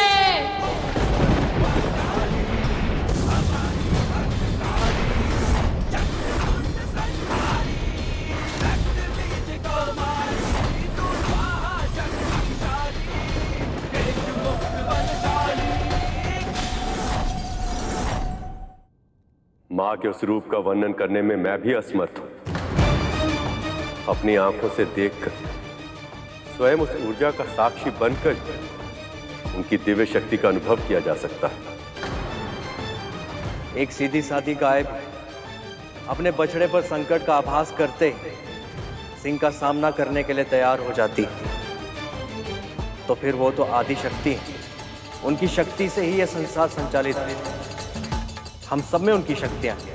तो फिर आदि शक्ति मां पार्वती अपने पुत्र की अकाल मृत्यु को कैसे सहन कर पाती?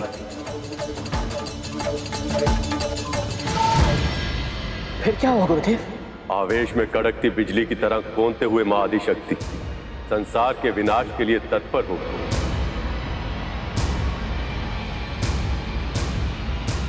और उन्होंने अपनी उग्र शक्तियों को प्रकट करना आरंभ कर दिया। तुम्हें तो रक्षक बनना था, पर बन गए भक्षक।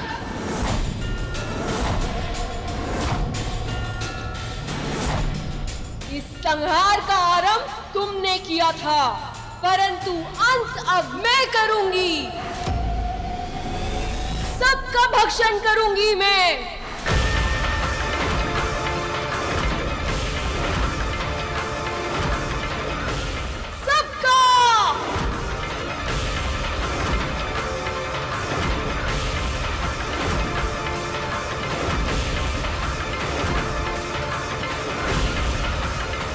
ये क्या कर दिया मैंने?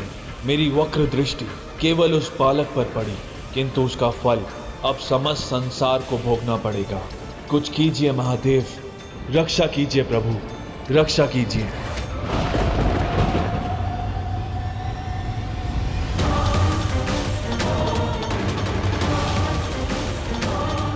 इस संकट से सृष्टि की रक्षा कीजिए प्रभु, रक्षा कीजिए।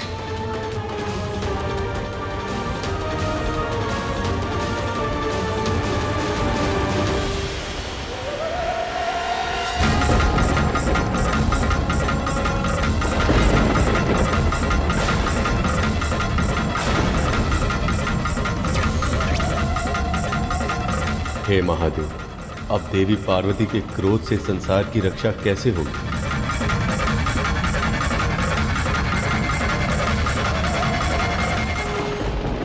तुम्हें तो रक्षक बनना था, पर बन गए भक्षक।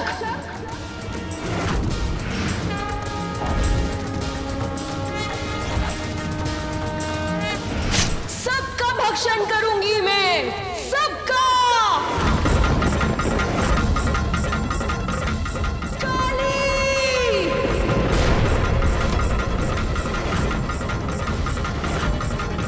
मां ने आह्वान की और क्षण भर में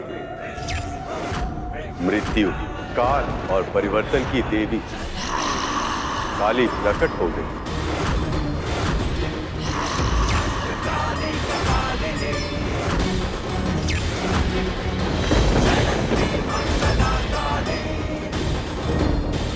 फिर मां ने आवाहन किया हल्के नीले रंग वाली देवी तारा का।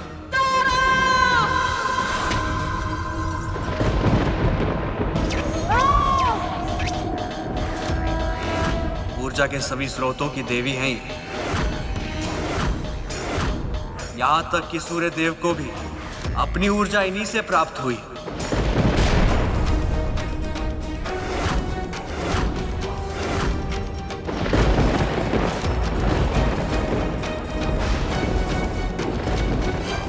फिर प्रकट हुआ मां का वो रूप जिसे षोडशी और मां ललिता भी कहा जाता है। त्रिपुर सुंदरी।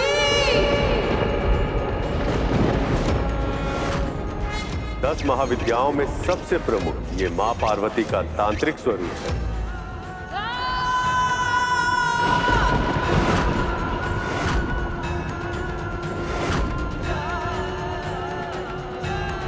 भुवनेश्वरी।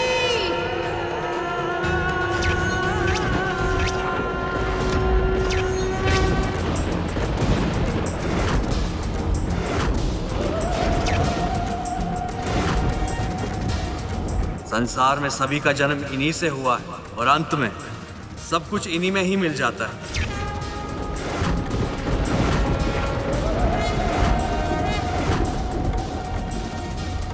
अब मां ने पुकारा भैरवनाथ की शक्ति, मां भैरवी को।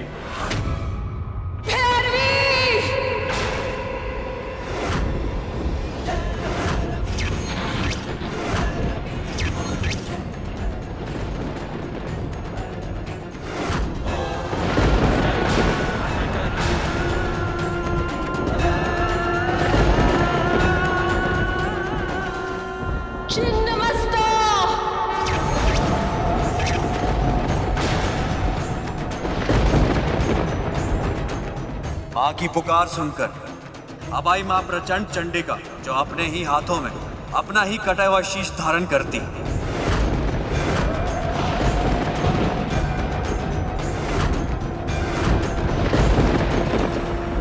धूमावती। और अब प्रकट हुई वो जो विधवा रूप धारनी, सदैव श्वेत वस्त्र धारण करती।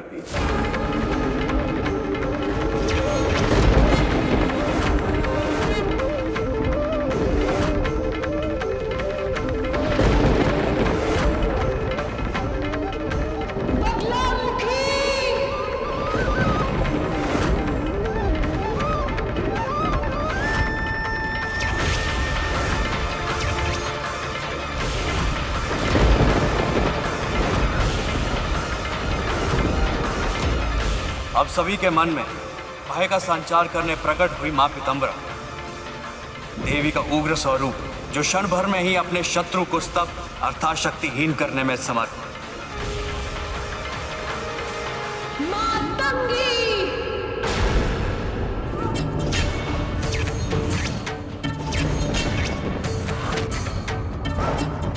मां के इस आह्वान से जो प्रकट हुई वो थी तांत्रिकों की सरस्वती कहलाने वाली मां मातंगी।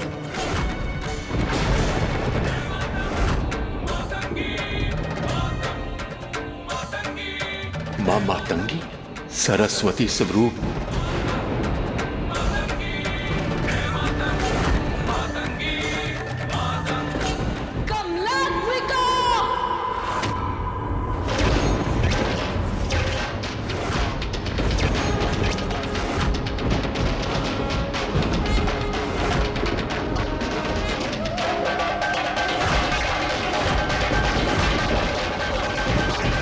और अब सबसे अंत में आई 10 महाविद्याओं में अंतिम तांत्रिकों की लक्ष्मी स्वरूप मां कमला। प्रिय लक्ष्मी का तांत्रिक रूप।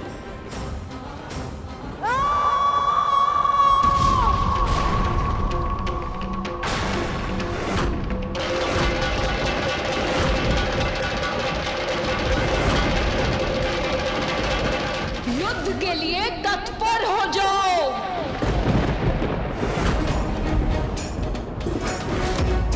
मेरे पुत्र के सामने, एक छोटे से बालक के सामने अपने आप को वीर समझ रहे थे।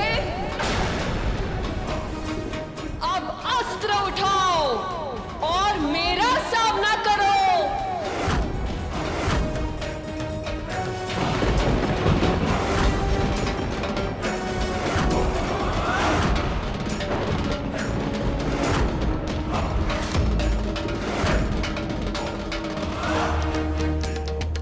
ये तो माता पार्वती के सारे तांत्रिक रूप हैं। इनसे युद्ध करना है तो सृष्टि के सारे देवताओं को मिल के करना होगा। मुझे सारे देवताओं का आह्वान कर ही युद्ध करना पड़ेगा।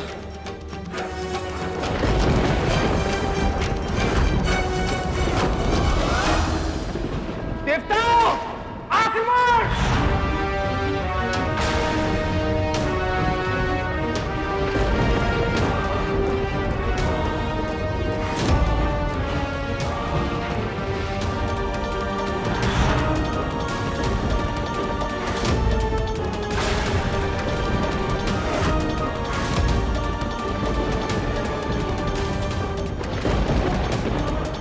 ब्रह्मदेव, ये देवगण क्या कर रहे हैं? क्षमा मांगने के स्थान पर हाथों में अस्त्र उठाने की अभद्रता कर रहे हैं।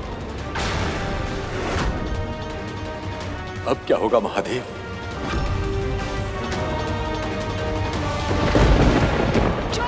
योगिनियां प्रकट हो।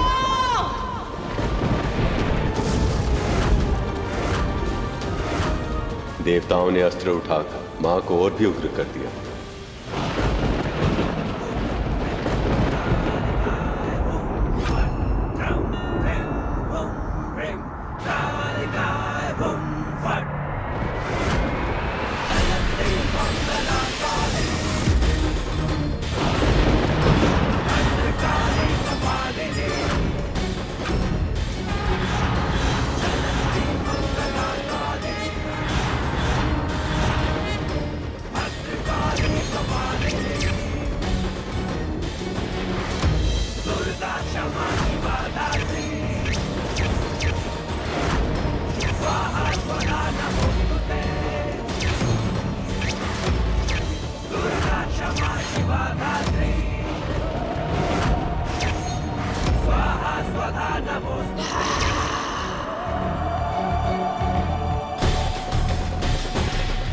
समस्त नारी शक्ति के उग्र रूप का सामना कैसे करेंगे सभी देवतागण?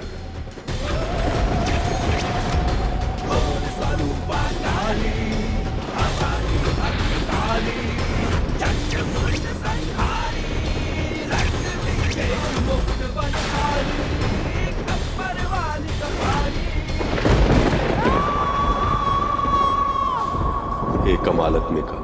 आप लक्ष्मी स्वरूप और आपसे युद्ध मैं नहीं कर सकता।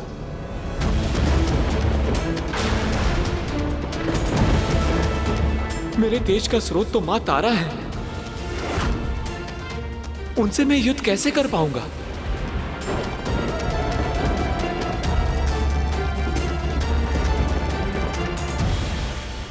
माँ दुर्गा, उनकी 10 महाविदाएं, 64 योगिनियां, नारीत्व की ऐसी महान शक्तियां हैं जिनका सामना करना किसी के लिए भी संभव नहीं है। शीघ्र ही देवताओं को इस सत्य का आभास होने लग गया था।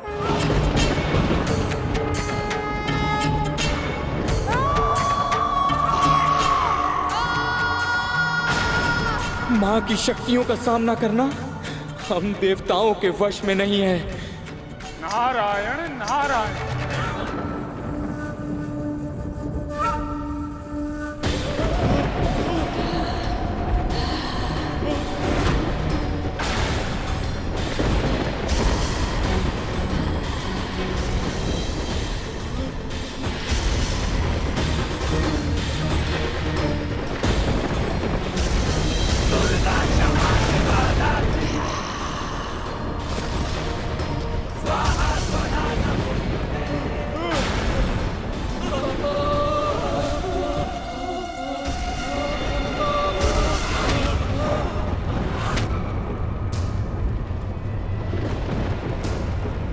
हम देवताओं को शीघ्र अति शीघ्र यहां से निकलना होगा।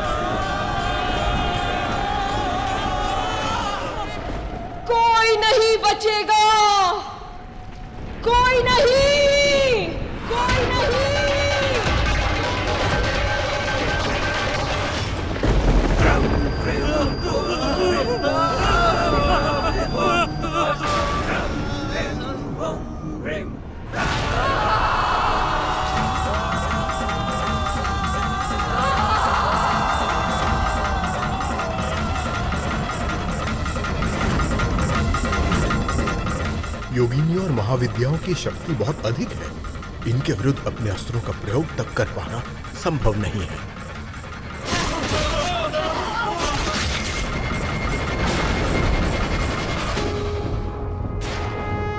युद्ध भूमि से देवताओं का भागना शोभा नहीं देता। बूढ़ा तन है, मुख पर झुर्रियां पड़ी हैं। इन्हें तो मैं अपने वेग से क्षण भर में उड़ा दूंगा।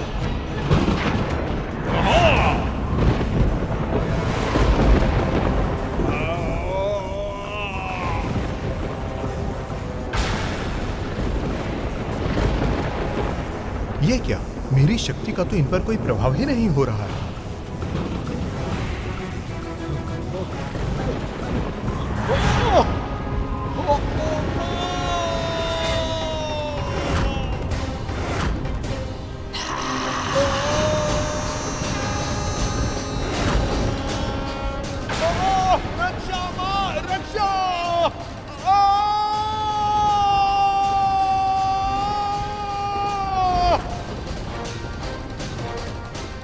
मां दुर्गा ने वायुदेव को निगल लिया। इनकी क्रोध की चपेट में अब कौन आए?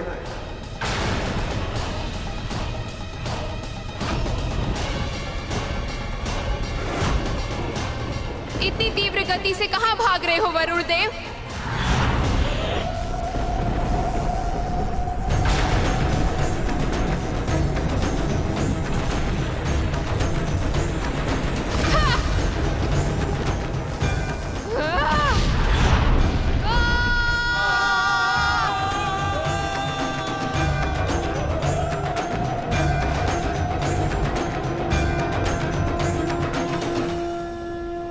वरुण देव भी मां के उदर में समा गए।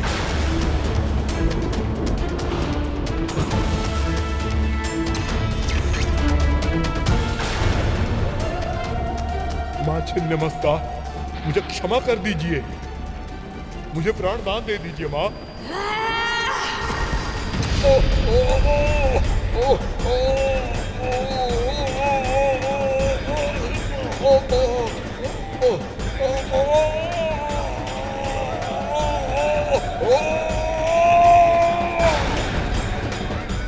और यमराज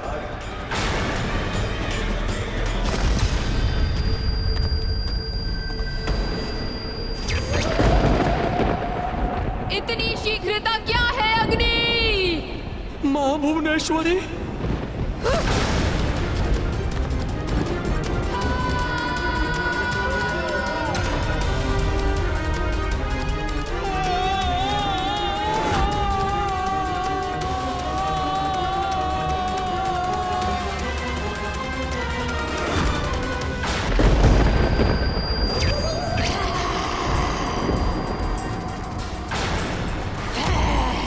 मां तारा, मेरी ऊर्जा की स्रोत।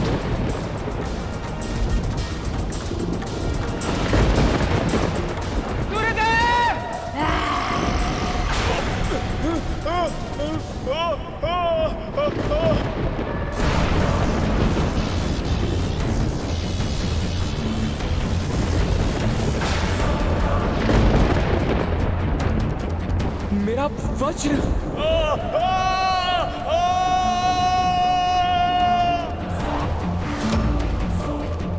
मेरे वज्र का भी इन पर कोई प्रभाव नहीं पड़ रहा है।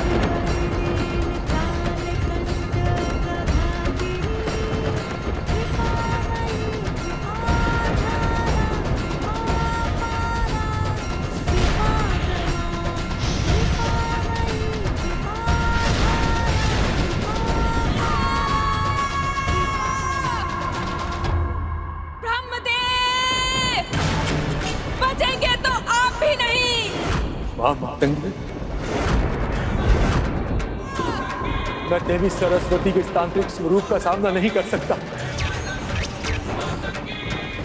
कुछ कीजिए महादेव, कुछ कीजिए।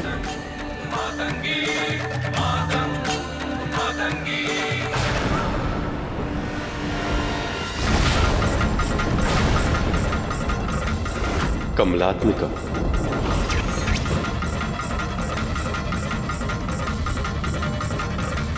देवी लक्ष्मी के इस तांत्रिक स्वरूप का सामना करना मेरे लिए भी संभव नहीं। अब आपको ही कुछ करना होगा। मां दुर्गा को रोकिए, सृष्टि की रक्षा कीजिए महादेव।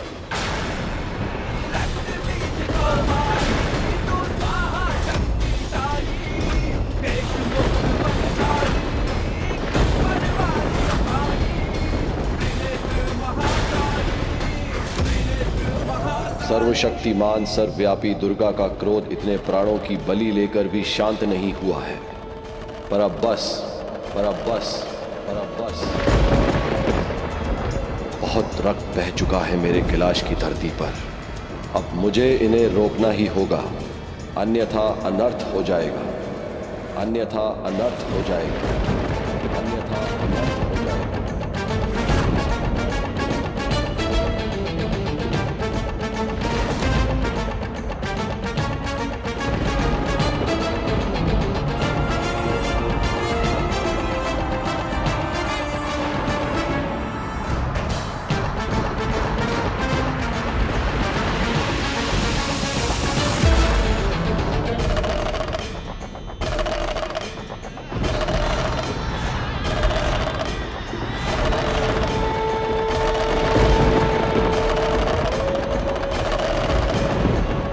अभी तो शक्ति के विरुद्ध स्वयं शिव खड़े हो गए, अब तो विनाश निश्चित है।